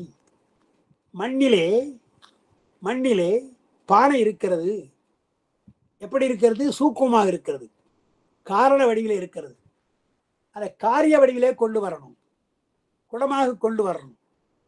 நூலிலே ஆடை இருக்கிறது, அந்த நூலிலிருந்து நெய்து ஆடையை கொண்டு வரணும் என்றால் சூக்குமாக இருக்கிற காரண நிலையில் இருக்கின்ற ஒரு பொருளை இயற்றுபவன் ஒருவன், குயவனோ அல்லது நெசவாளியோ குடத்தையோ ஆடையோ கொண்டு வர வேண்டும், தூலமாக கொண்டு வர வேண்டும். அது காரியப்படும் அல்லவா? எனவே காரியப்படுகின்ற எல்லாம் வெளிப்படுவது, தூலமாக வெளிப்படுவது, அந்த காரணத்திலிருந்து காரியம் வரும். எனவே காரணமும் உள்பொருள், காரியமும் உள்பொருள் என்று சொல்லி அதை ரெண்டு வகையா சொல்லணும். மண்ணிலிருந்து குடம்னு சொல்றாங்க இல்லையா, நூலிலிருந்து ஆடைன்னு சொல்றாங்க இல்லையா? அது ஏன் அப்படி சொல்றாங்கன்னா, மண்ணிலிருந்து குடம்தான் வரும், ஆடை வராது. நூலிலிருந்து ஆடைதான் வரும், குடம் வராது. அப்போ எந்த காரணம் உள்ளதோ அந்த அந்த காலம்தான் காரியமாக வரும். மண்ணுக்கு காரணமா இருக்கின்ற, குடத்திற்கு காரணமா இருக்கிற மண் காரியப்படுகின்ற பொழுது குடமாக வெளிப்படும். ஆடைக்கு காரணமா இருக்கின்ற பஞ்சு, அது நூல், அது ஆடையாக வெளிப்படும், குடமா வெளிப்படாது. எனவே மண்ணிலிருந்து படம் தோன்றாது, நூலிலிருந்து குடம் தோன்றாது என்று உடன்பாட்டு முறையிலும் எதிர்மறை முறையிலும் காரண காரியங்களை நாம் தெரிந்து கொள்ள வேண்டும். இங்கேயே நான் மறுபடியும் உங்களுக்கு சொல்றேன், இதெல்லாம் ஃபார்முலாங்க. சித்தாந்தம் படிக்கின்ற பொழுது இவையெல்லாம் அடிப்படையான விதிகள். அந்த விதிகளை படிக்கணும். முதல்ல இப்ப என்ன சொன்னோம், பொருள் சொன்னோம் இல்லையா? அந்த பொருள் என்பது காரண நிலையில் இருக்கலாம் அல்லது காரிய நிலையில் இருக்கலாம். காரண நிலையில் இருக்கலாம் அல்லது காரிய நிலையில் இருக்கலாம். இரண்டாவது, காரணத்தில் இருப்பது சூக்குமம், காரியத்தில் இருப்பது தூலம். காரணத்தில் இருப்பது சூக்குமம், காரியத்தில் இருப்பது தூலம். அப்புறம் காரணத்திலிருந்து காரியத்திற்கு வர வேண்டும் என்றால் அதை ஏற்றுபவன் ஒருவன் தேவை, அறிவாளி ஒருவன் தேவை. மண்ணிலிருந்து பானையை செய்வதற்கு குயவன் தேவை, நூலிலிருந்து ஆடையை கொண்டு வருவதற்கு நெசவாளி தேவை. எனவே அறிபவன் ஒருவன், தருபவன் ஒருவன் வேண்டும். அப்புறம் எல்லா காரணத்திலிருந்து எல்லா காரியம் தோன்றாது. மண் என்று சொன்னால் மண்ணிலிருந்து குடம்தான் தோன்றும், பானை தான் தோன்றும். நூல் என்று சொன்னால் ஆடைதான் தோன்றும், மாறி தோன்றாது. மண்ணிலே ஆடையும் நூலிலே குடமும் தோன்றாது. இதெல்லாம் சர்க்காரியவாதம், காரண காரியத்தை பற்றி சைவ சித்தாந்தம் கொள்ளுகின்ற ஒன்று என்று இதை நல்லா தெரிஞ்சுக்கணும். எனவே காரணம் வேறு அல்ல, காரியம் வேறு அல்ல. காரணமும் காரியம் ஒன்றுதான். ஒன்று சூக்கும நிலையில் இருக்கிறது, இன்னொரு தூல நிலையில் இருக்கிறது. தூல நிலையா இருக்கின்ற காரிய பொருளாக ஆகிவிட்டால் அது தோன்றி நின்று அழிவது. காரியப்பொருள் எல்லாம் தோன்றி நின்று அழிவது, காரியப்பொருள் எல்லாம் காரணத்திலே ஒடுங்குவது. இந்த காரணத்திலிருந்தான் காரியம் வரும். காரணத்திலிருந்து காரியம் வருவதற்கு ஒருவன் துணை தேவை என்று இதெல்லாம் சைவ சித்தாந்தம் விரிவாக இந்த இடத்துல குறிப்பா சொல்லுது. உள்ளதும் இல்லதும் இன்றி நின்றது ஒன்று உளதேல், நின்றது ஒன்று உளதேல் உண்டாம், இல்லதேல் இல்லையாகும், தோற்றமும் இசையாதாகும். உள்ள காரணத்தில் உண்டாம் காரியம் உதிக்கும், மண்ணில் இல்லதாம் படம் கடாதி இழுக்கரும் ஏற்றுவாரால். மண்ணிலே படம் கிடையாது, ஆனால் துணி கிடையாது. மண்ணிலே துணி கிடையாது, பஞ்சிலே பானை கிடையாது. இதை ஏற்றுவன் ஒருவன் இருக்கிறான், அதை ஏற்றுகிறான் என்று சொன்ன. அப்படி சொன்ன உடனே இது பௌத்த மறுப்புங்க. அதாவது 5வது பாட்டும் 6வது பாட்டும் புத்த மதத்தை மறுப்பது. அடுத்து 7வது பாட்டு சமணர்கள். அவங்க என்ன சொல்றாங்க, உள்ளதுமன்று இல்லதுமன்று என்று சொன்னால் தானே தப்புன்றீங்க நீங்க, அது அனிர்வச்சனம் என்று சொன்னால் தப்புன்றீங்க. உள்ளதுமன்று இல்லதுமன்று பௌத்தர் சொல்றாங்க, அது வேண்டாம். நாங்க என்ன சொல்றோம், காரியப்படுகின்ற பொருள் இருக்கிறது அல்லவா, அது உள்ளுமாம் இல்லையுமாம், உள்ளுமாம் இல்லையுமாம் என்ற 2 இயல்பு உடையது என்று அவன் சொல்றான். அதை நாம எப்படி புரிஞ்சுக்கணும்னு சொன்னா, அவங்க அப்படி சொல்லலை, நான் சொல்றது புரியுதா சொல்றான் உங்களுக்கு.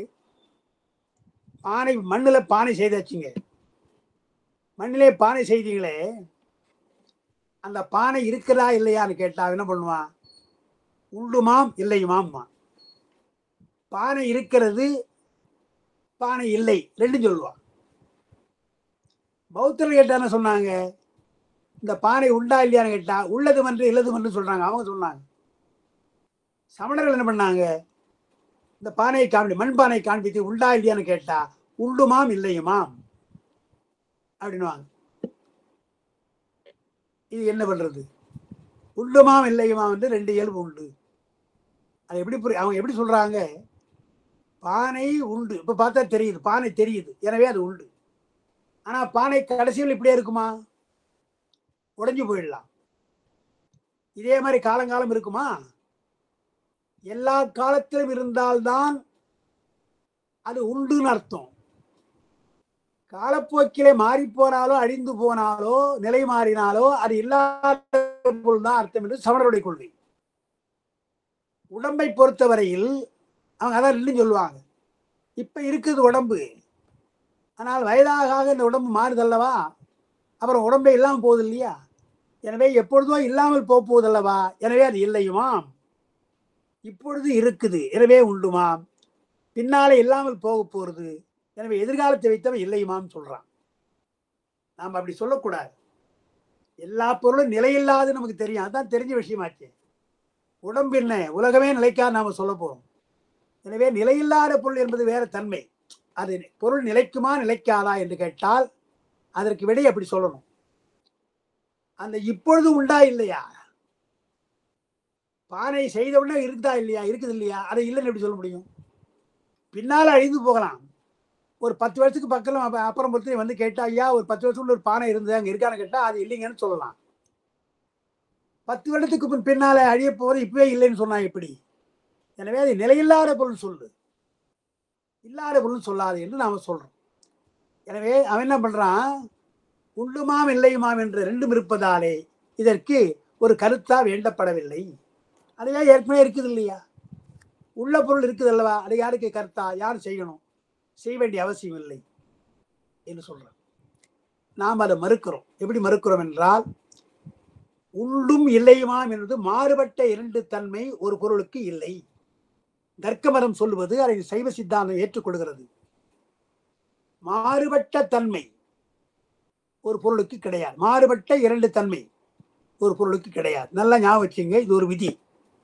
மாறுபட்ட இரண்டு தன்மை ஒரு பொருளுக்கு கிடையாது. இரண்டு தன்மை ஒரு பொருளுக்கு இல்லைன்னு சொல்லல நான், மாறுபட்ட முரண்பட்ட அர்த்தம். இது நல்லதா கெட்டதா என்று கேட்டால் நல்லதுதான் கெட்டதுதான் என்று சொன்னால் அது மாறுபாடு. உயரமா குள்ளமா என்று கேட்டால் உயரம்தான் குள்ளம்தான் என்றால் மாறுபாடு. சிவப்பா கருப்பா என்று கேட்டால் சிவப்புதான் கருப்புதான் என்று சொன்னால் இது மாறுபாடு, முரண்பாடு.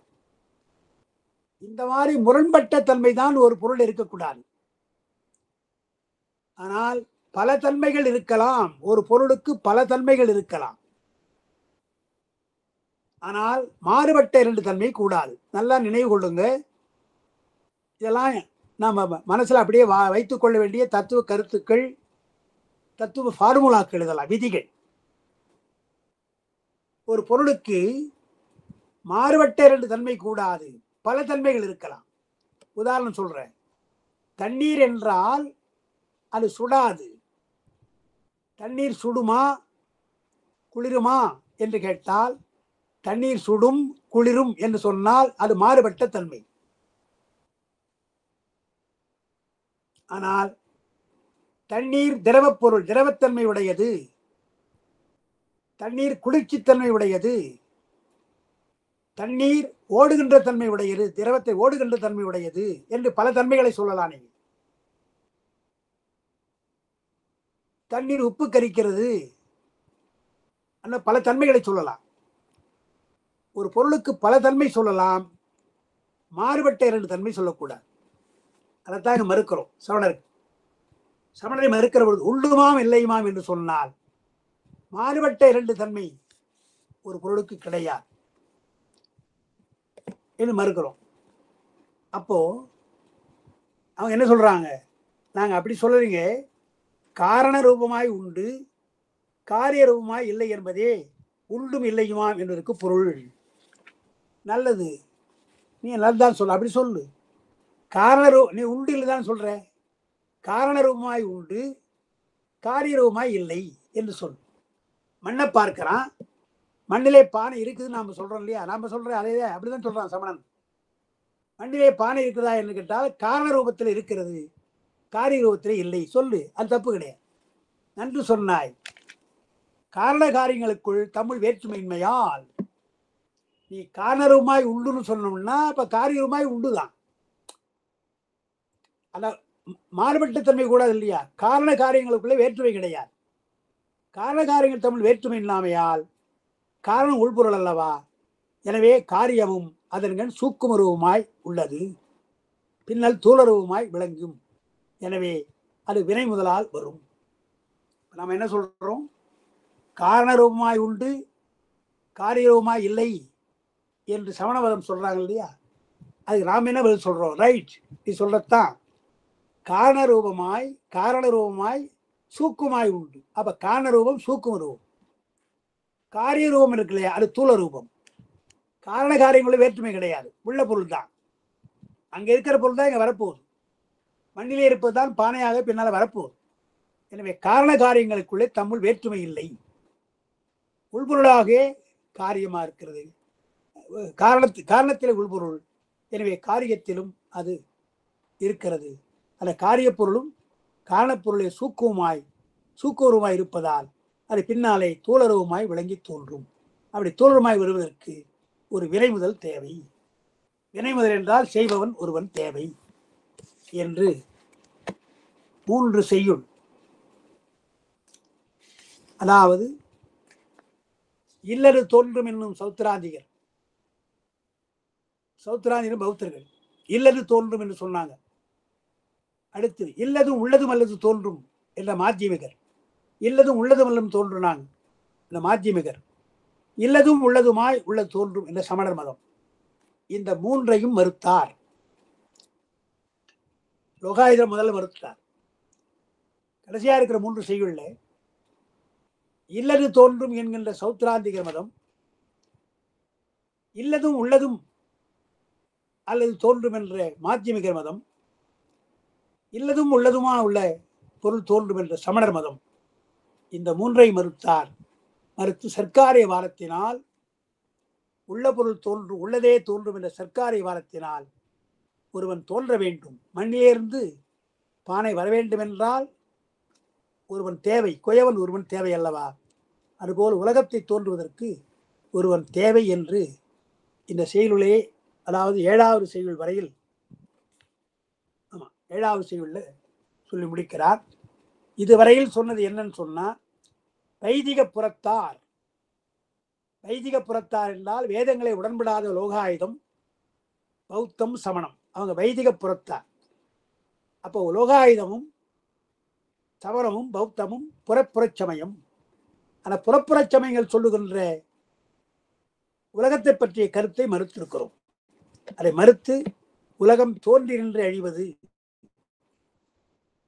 உலகம் தருபவன் ஒருவன் தேவை, சர்க்காரிய வாரத்தினால் காரணரூபமாய் சூக்குமாய் இருப்பது காரிய பொருளாக தூலமாக வெளிப்படும், காரியப்பொருள் நிலைக்காது, அது செய்யப்படு பொருள், எனவே செய்பவன் ஒருவன் தேவை என்றெல்லாம் அந்த ஒருவனோடு ஒருத்தி ஒன்று என்னும் உலகமெல்லாம் மறுமறை வந்து நின்று போவது மாதலாலே தருபவன் ஒருவன் வேண்டும், தான் முதல் ஈருமாகி மறுவிடும் அனாதிமுத்த சித்தூர் மண்ணினின்றே என்ற அந்த பாடலுக்கு மறுப்பையும் சொல்லி, புறச்சமையை சொல்ற மறுப்பை சொல்லி, சைவ சித்தாந்தம் அதை எப்படி மறுக்கிறது என்பதையும் சொல்லியிருக்கிறார் என்று பார்க்கிறோம். இனி மேற்பட்டு வைதிகத்துக்கு உட்பட்ட மீமாஞ்சகர், தார்க்கிகர், சாங்கிய மதம் பற்றி அவங்க சொல்ற கருத்தை மறுக்கிறார். உலகத்தை பற்றிய லோகாயுதர் கருத்து, பௌத்தர் கருத்து, சமணர் கருத்து தெரிஞ்சு போச்சு. இனி அடுத்து சொல்ல போறது அடுத்த பாட்டில் மீமாம்சகர்கள் யார் என்றால், வேதத்தினுடைய கர்மகாண்டத்தை ஏற்றுக்கொள்ளுவார்கள், ஞானகாண்டத்தை ஏற்றுக்கொள்ள மாட்டாங்க, கடவுள் கொள்கை இல்லாதவர்கள். எனவே ஞானகாண்டத்தையும் ஏற்றுக்கொள்ள மாட்டாங்க மீமாம்சகர்கள். அந்த மீமாம்சகர், அப்புறம் தர்க்க மதம், சாங்கிய மதம், இந்த 3 பேரும் என்னென்ன சொல்லுகிறார்கள் அந்த கருத்தை நாம் சைவ சித்தாந்த முறையிலே மறுக்க வேண்டும் என்றுதான் அடுத்து நமக்கு வருகின்றது. அதுல முதலாவதாக இருப்பது 8வது பாட்டு. மீமாம்சகர் அவளை மறுக்கிறார். மீமாம்சகரை பற்றி ஒரு கருத்து நாங்கள் முதல்ல சொல்லிடுறேன், அதுக்கு பின்னால் இங்க பார்க்கலாம். அவங்க என்ன சொல்றாங்க, உலகம் இப்படியே தான் இருக்கும் என்பது அவங்க கொள்கை. லோகாயுதரோ பௌத்தரோ அப்படி சொல்லல. லோகாயுதர்கள் இப்படியே தான் இருக்கும், அழியாதுன்ட்டான், தோன்றவும் இல்லை அழியும் இல்லைன்னு சொல்லிட்டான் லோகாயுதம். பௌத்தர்கிட்ட போய் கேட்டா அவங்க என்ன சொல்றாங்க, உள்ளதும் தான் இல்லதும் தான், உள்ளதும் அன்று இல்லதும் அன்றுன்றாங்க. கணபங்கவாரம் சொல்லி ஒரு கணத்திலே தோன்றி அடுத்த அழிஞ்சு போகுன்றாங்க. சமணர்கள் அப்படி இல்லை, உள்ளதும் தான் இல்லதும் தான். இப்படி அவங்க தங்க கொள்கை சொல்றதுனால மீமாம்சகர்கள், கர்மகாண்டிகள் என்று சொல்ற மீமாம்சகர்கள் என்ன சொல்லுகிறார்கள் என்பதை பார்க்கணும்.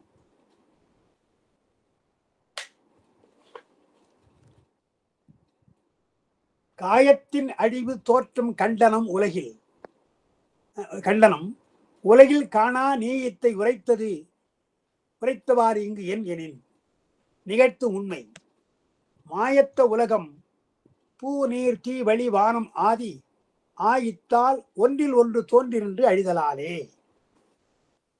மீமாம்சர் என்ன சொல்றாங்க,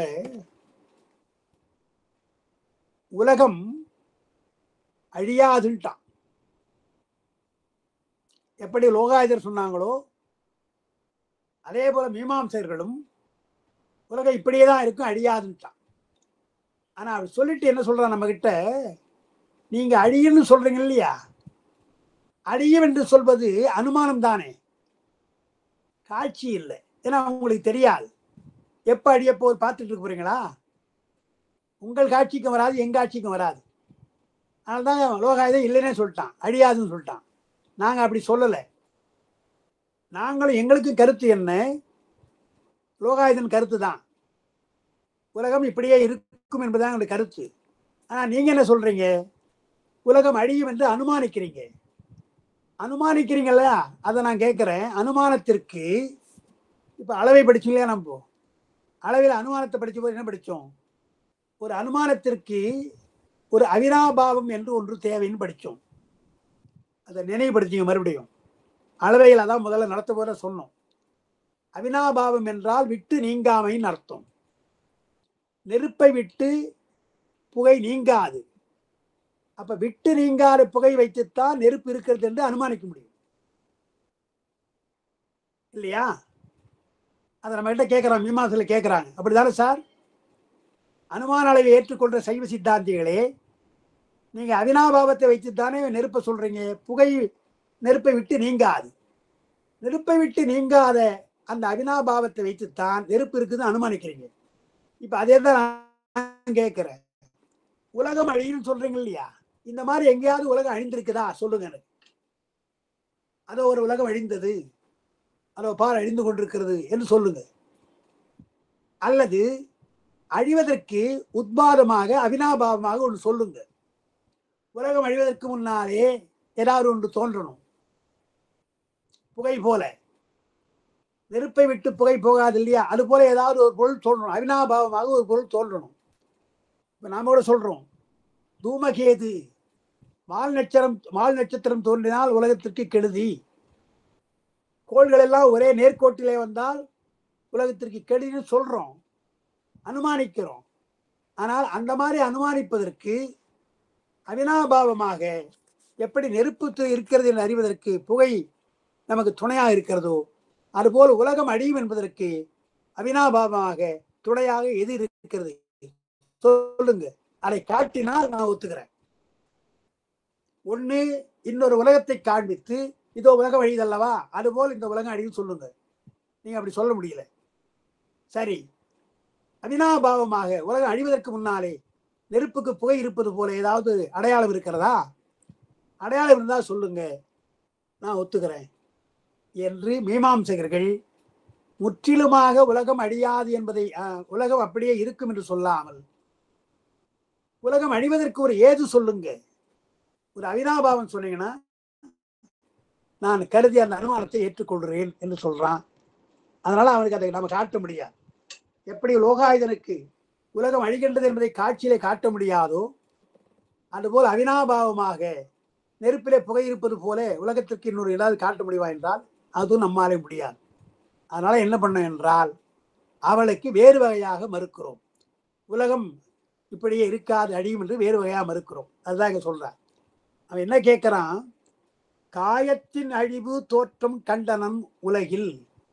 ஐயா, உடம்பெல்லாம் தோன்றி என்று அழிகிறது நான் பார்க்கிறேன், நான் ஒத்துக்கிறேன். ஆனால் உலகமே அழிகின்றீங்களே, உலகத்திலே இருக்கின்ற உடம்பு இருக்கு இல்லையா, காயம்னா உடம்பு,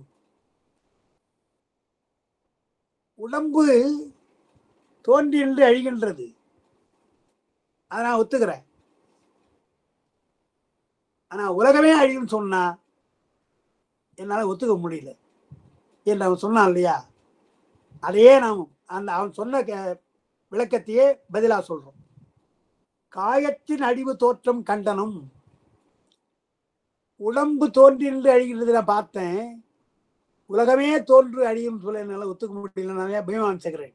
அதை வைத்து நாம் என்ன சொல்றோம்? ஏன் அந்த உடம்பு அழிகிறது? அது காரணம் இருக்கணும் இல்லையா? காயத்தின் அழிவு நீயே சொன்ன, உடம்பு அழிகிறது ஏன் அழிகிறது என்றால் மீமாம்சல் என்ன சொல்றாங்க? சடமாகவும் பலவாகவும் இருந்தால் அழியும், அவயவ பகுப்பு இருந்தால் அது அழியும் என்பது ஒரு கொள்கை.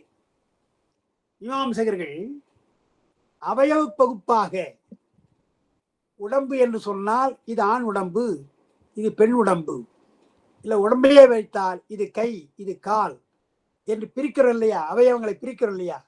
அதுபோல் பிரிபடுகின்ற அவயவங்கள் பிரிபடுகின்ற அந்த சடப்பொருள் எல்லாம் அழியும் என்று மீமாம்சையில் ஒத்துக்கிறாங்க. அதனால உடம்பு அழியும் என்று அவங்களே ஒத்துக்கிறாங்க. அப்ப உடம்பு அழிவதற்கு நாம் என்ன சொல்றோம்? அது காலம் காரணம். காலத்தினாலே மூப்பு வருகின்றது, உடம்பு போகிறது நாம சொல்றோம். அவங்க என்ன சொல்றாங்க? அது அவயவ பகுப்பு இருப்பதாலே, ஆணாகவும் பெண்ணாகவும் கை கால்களாக அவயமா இருப்பதாலே அந்த உடம்பு அழியும் என்று ஒத்துக்கொண்டதால் நாம் என்ன சொல்றோம்? உலகமும் கூட அப்படி அவயவ பகுப்பு இருக்கிறது. என்ன அவயவ பகுப்பு? நிலம், நீர், தீ, காற்று, ஆகாயம், அப்படித்தானே பிரியுது. நிலம் ஒரு தன்மை உடையது, நீர் ஒரு தன்மை உடையது, தீ, காற்று எல்லாம் வேறு வேறு தன்மை உடையது. எனவே அவயவ பகுப்பாக பிரித்தால், உலகத்தை பிரித்தால், இது நிலம், இது நீர், இது தீ, இது காற்று, இது ஆகாயம் என்று பிரிக்கிறோம் இல்லையா?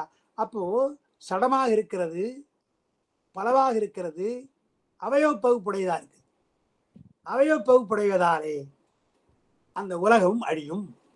எப்படி உடம்பு அவயவங்கள் இருப்பதாலே அழிகின்றதோ அதுபோல் பஞ்சபூத கலப்பாக இருப்பதாலே, பஞ்சபூதங்களுடைய பிரிப்பாக இருப்பதாலே உலகம் அழியும். மாயத்த உலகம், மாயையால், மாயா காரியம், மாயா காரியத்தால் நிலம், நீர், தீ, காற்று என்ற அலை வருகின்றது.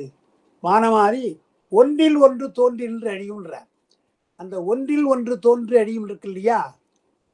அதை எப்படி வைத்துக்கொள்ளணும்? இதை எழுதுவாங்க. வேதத்துல ஆகாயத்திலிருந்து காற்று தோன்றியது, காற்றிலிருந்து நெருப்பு தோன்றியது, நெருப்பிலிருந்து நீர் தோன்றியது, நீரிலிருந்து நிலம் தோன்றியது என்பது வேதாந்தம், வேதாந்த முறை. சைவ சித்தாந்தம் அப்படி சொல்லலை. ஒன்றில் ஒன்று என்றால் ஒன்றை போல். அந்த ஒன்றின் என்பதற்கு ஒன்றில் இருந்து அர்த்தம் கிடையாது. சைவ சித்தாந்தம் ஆகாயத்திலிருந்து காற்று தோன்றாது, காற்றிலிருந்து நெருப்பு தோன்றாது, நம்முடைய கொள்கை. அது வேற மாதிரி சொல்றோம்.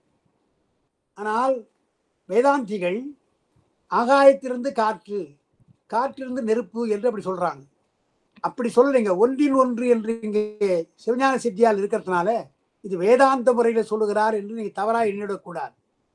ஒன்றில் ஒன்று என்று சொன்னால் ஒன்றை போல் என்று அர்த்தம். ஒன்றை போல், ஆகாயம் தோன்றுவது போல் காற்று தோன்றும், காற்று தோன்றுவது போல் நெருப்பு தோன்றும் என்று அப்படி வைத்துக்கணும். எனவே ஒன்றில் ஒன்று என்றால் நாம் என்ன சொல்றோம்? ஆகாயம், அதோடு காற்றினுடைய குணம் தோன்றும். ஆகாயத்தினுடைய குணம் ஓசை, காற்றினுடைய குணம் ஊறு. எனவே ஓசை மட்டும் இருந்தால், ஒரு குணம் மட்டும் இருந்தால் இது ஆகாயம். அந்த ஆகாயத்தினுடைய ஓசை என்ற குணத்தோடு காற்றின் குணமாக இருக்கிற ஊறு சேர்ந்தால், ரெண்டும் சேர்ந்தால் அது காற்று. ஓசையோடும் ஊரோடும் ஒளி சேர்ந்தால் அது நெருப்பு. ஓசை, ஊறு, ஒளி என்ற ஊன்றோடு சுவை சேர்ந்தால் அது தண்ணீர். இப்ப சொன்ன நான்கும், ஓசை, ஊறு, ஒளி, சுவை, இந்த நான்கோடு மனம் சேர்ந்தால் அது நிலம். ஒன்றில் ஒன்று தோன்றி நின்று எழுதலால் என்றால் ஒன்றோடு ஒன்று தோன்றுகின்றது, சேருகின்றது. சைவ சித்தாந்தம் ஆகாயத்தினுடைய குணம் இருக்கிறல்லவா ஓசை, அந்த ஆகாய குணமா இருக்கிற ஓசையோடு காற்றின் குணமா இருக்கின்ற ஊறு சேர்ந்தால் அது காற்று, ஒளி சேர்ந்தால் நெருப்பு, சுவை சேர்ந்தால் தண்ணீர், மனம் சேர்ந்தால் நிலம் என்று சொல்றோம். அப்ப என்ன ஆகிறது, ஆகாயத்திற்கு ஒரு குணம், காற்றுக்கு 2 குணம், நெருப்புக்கு 3 குணம், தண்ணீருக்கு 4 குணம், நிலத்திற்கு 5 குணம் என்று நாம் சைவ சித்தாந்தம் அப்படி சொல்லுகிறது. நிலத்திற்கு 5 குணம், சுவை, ஒளி, ஊறு, ஓசை, நாற்றம் எல்லாம். தண்ணீருக்கு சுவை முக்கியம், மனம் கிடையாது. சுவை, ஒளி, ஊறு, ஓசை அதோட சரி. நெருப்பு என்று சொன்னால் சுவை, ஒளி, ஊறு அதோட சரி. காற்று என்று சொன்னால் சுவை, ஒளி, ஊறு, ஓசை, ஊறு 2 தான். ஆகாயம்னா ஓசை மட்டும்தான். இப்படி மாணிக்க வாசகர் பாரிடை 5ஆய் பறந்தாய் போற்றி, நீரிடை 4ஆய் நிகழ்ந்தாய் போற்றி, தீயிடை 3ஆய் திகழ்ந்தாய் போற்றி, வழியிடை 2ஆய் மகிழ்ந்தாய் போற்றி, வெளியிடை 1ஆய் விரிந்தாய் போற்றி என்று 5, 4, 3, 2, 1 சொல்றாரு. அதுதான் சைவ சித்தாந்தம். பாரிடை 5ஆய், இப்ப சொன்ன சுவை, ஒளி, ஊறு, ஓசை, நாற்றம் 5, பாரிடை 5ஆய் பறந்தாய். தண்ணீருக்கு சொல்கின்றது மனத்தை நீக்கணும். மனம் நீக்கினால் சுவை, ஒளி, ஊறு, ஓசை அது தண்ணீருக்கு. அப்புறம் அந்த தண்ணீருடைய சுவையை எடுத்துட்டீங்கன்னு சொன்னா, நிலத்துடைய மனம் போனால் 4 குணம் நீருக்கு. நீருடைய சுவை குணத்தை எடுத்து விட்டால் சுவை, ஒளி, ஊறு அது நெருப்புக்கு 3 குணம். அந்த ஒளி என்பதை எடுத்து விட்டால் ஓசை, ஊறு அது 2 குணம் காற்றுக்கு. ஊறு என்பதை நீக்கிவிட்டால் ஓசை அது ஆகாயத்திற்கு என்று ஆகாயத்திற்கு 1 குணம், காற்றுக்கு 2 குணம், நெருப்புக்கு 3 குணம், நீருக்கு 4 குணம், நிலத்திற்கு 5 குணம் என்று பாரிடை 5ஆய் பறந்தாய் போற்றி என்ற பாடலை ஞாபகம் வச்சுங்க. இன்னும் பல பாட்டு திருமறையில் இருக்கிறது. இது ரொம்ப எளிமையா சொல்லுவார். திருவாசகத்தில் இந்த பாட்டு ரொம்ப எளிமையா இருக்கும். பாரிடை 5ஆய் பறந்தாய் போற்றி, நீரிடை 4ஆய் நிகழ்ந்தாய் போற்றி, தீயிடை 3ஆய் திகழ்ந்தாய் போற்றி, வழியிடை, வெளினா காற்றுன்னு அர்த்தம், வழியிடை 2ஆய் மகிழ்ந்தாய் போற்றி, வெளியிடை 1ஆய் விரிந்தாய், ஆகாயமாக 1ஆய் என்று சொல்ற அதைத்தான் இங்க சொல்றார். ஒன்றில் ஒன்று, ஒன்றோடு ஒன்று சேர்ந்து தோன்றும்.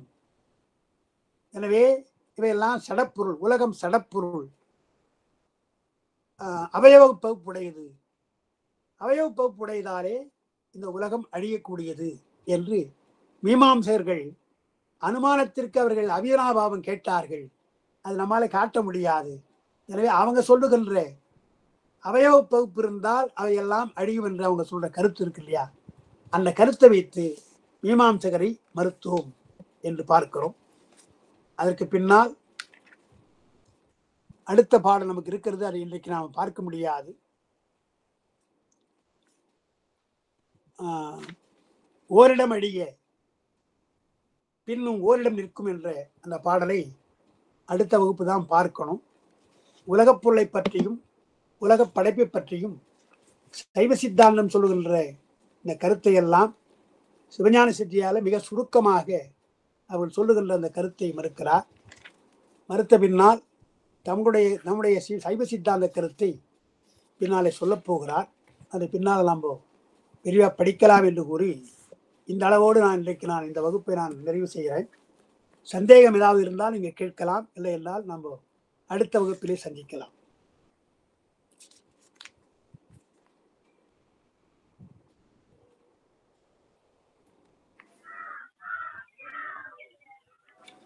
அடியார் பெருமக்கள் யாரு நாம் சந்தேகம் கேட்கறது இருந்தா கேட்கலாங்கம்மா.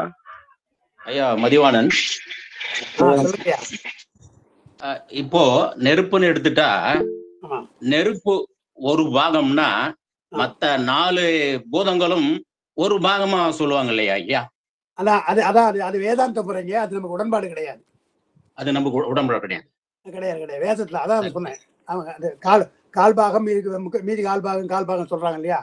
ஆமா ஆமா ஆமா. அது நமக்கு அப்படி உடன்பாடு இல்லை. நமக்கு அது நம்முடைய கருத்து இல்லை. அது நம்ம கருத்து இல்லை, வேதாந்த கருத்து.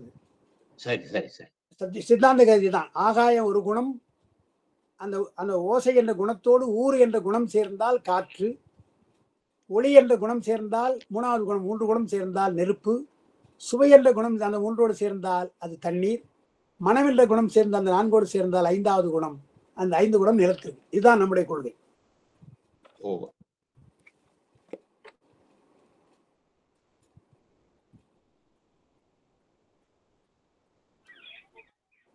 இப்ப தண்ணீர் நீர்னு எடுத்துட்டா அதனுடைய மத்த கூறுகளுடைய குணம் இல்லைன்னு சொல்லணுமா? அப்படி இல்லை, அதுதான் நான் சொன்னேன். இப்போ ஆகாயத்திற்கு ஒரே குணம் தான், ஓசை தான். சரி சரி. காற்றுக்கு வர்ற பொழுது, காற்று வீசுற போது ஓசை கேட்குது இல்லையா? காற்று வீசுகிற போது ஓசை கேட்குது இல்லையா? சவுண்ட் கேட்குது இல்லையா? அந்த ஓசை இருக்கிறது, ஆனா மேல படுது இல்லையா?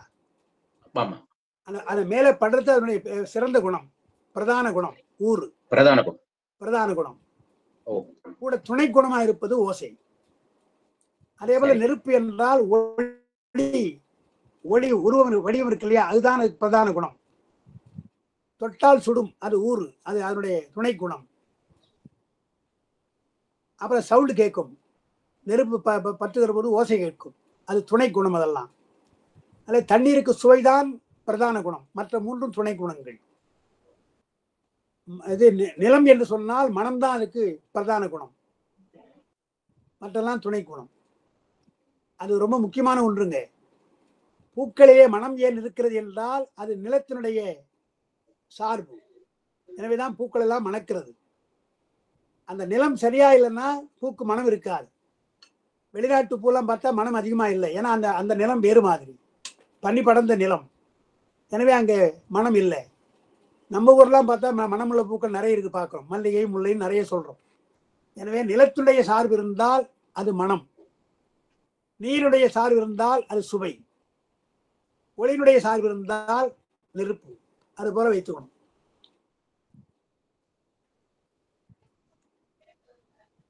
அப்போ அதனுடைய கூறு கிடையாது, குணம் இருக்கு. குணம் உண்டு, துணை குணம், அது துணையா இருக்குது. துணையா இருக்கு. நன்றி ஐயா. ஆமா, அப்படிதான் சொல்றோம். ரைட். அம்மா வாசுகி அம்மா, நன்றி உரையும் மகுடமும் சொல்லிடுறீங்களாம்மா?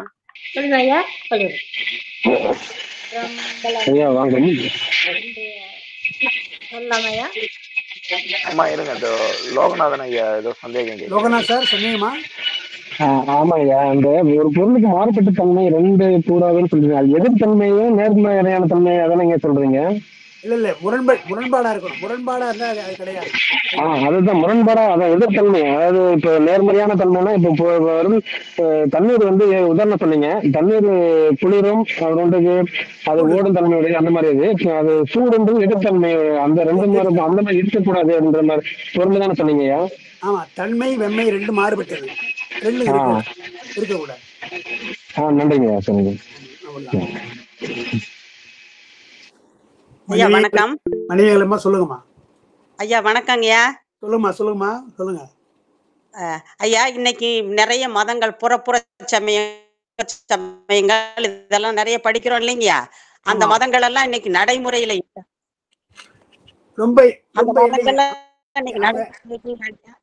இல்ல. அதாவது பௌத்த மதம், சமண மதம் இருக்குது, தத்துவங்களை ரொம்ப அதிகமா சொல்றது கிடையாது அவங்க.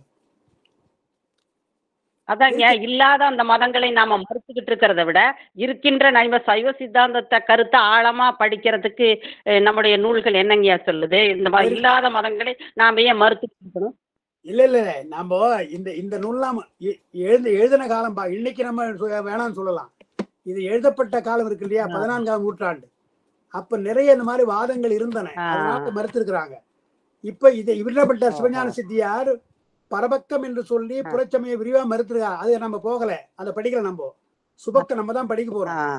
இருந்தாலும் முதல்ல கொஞ்சம் ஒரு 3-4 மதங்கள், முக்கியமான மதங்களை மறுத்துட்டு இப்ப அடுத்து நம்ம மதம் தான் சொல்ல போறார், நம்முடைய கருத்தை சொல்ல போறார், சித்தாந்தம் சொல்ல போறார். கவலைப்படாதீங்க, சித்தாந்தம் சொல்ல போறார். சரி சரிங்க. அடுத்து தியானத்தை பத்தி நம்முடைய சைவ சித்தாந்தம் என்னங்க சொல்லுது?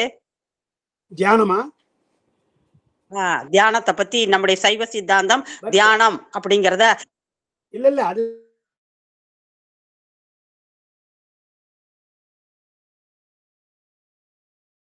அகப்பூசையில் தியானம் ஒரு கூறு.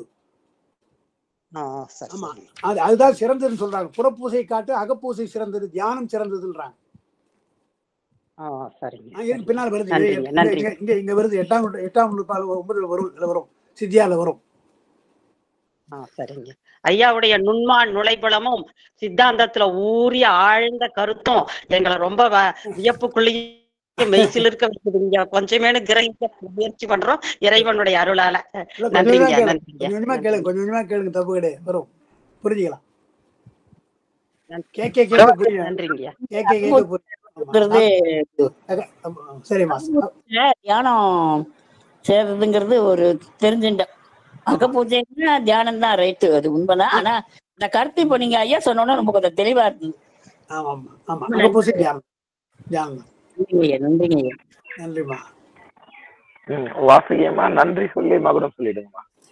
திருச்சிற்றம்பலம். இந்த அருமையான ஒரு கல்வியை எங்களுக்கு கொடுக்கின்ற சங்கராமடம் பெரியவாளுக்கும் அதற்கு துணை நிற்கின்ற முதல்வர், அவருக்கு நல்லபடியாக வகுப்பை நல்லா கொண்டு போற தமிழ்துறை தலைவர், அவருக்கு துணை புரிகின்ற தெய்வ சிகாமணி போன்றவர்களுக்கும் முதல்ல நன்றி.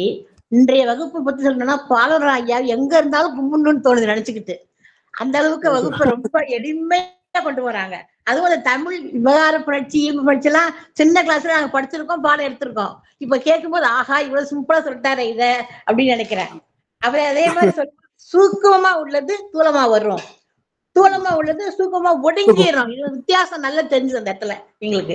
அதை பார்க்கும்போது வகுப்பு அருமையா இருக்குதுங்க. நல்லா கொண்டு போறீங்க, இப்படியே நீங்க கொண்டு வாங்க, எங்களை விடாம கடைசிக்கு வகுப்பு எடுக்கணும்னு வேண்டிக்கிறோம். அது முதல்வர் வேண்டும். நல்லா அது அந்த கருத்தை அழுத்தமா சொல்றீங்க. சர்க்காரிய வாதம் அதை இன்னும் கொஞ்சம் இல்லாவிட கொண்டு போறீங்க, நல்லா கொண்டு போறீங்க. வகுப்பு இப்படியே கொண்டு போங்க.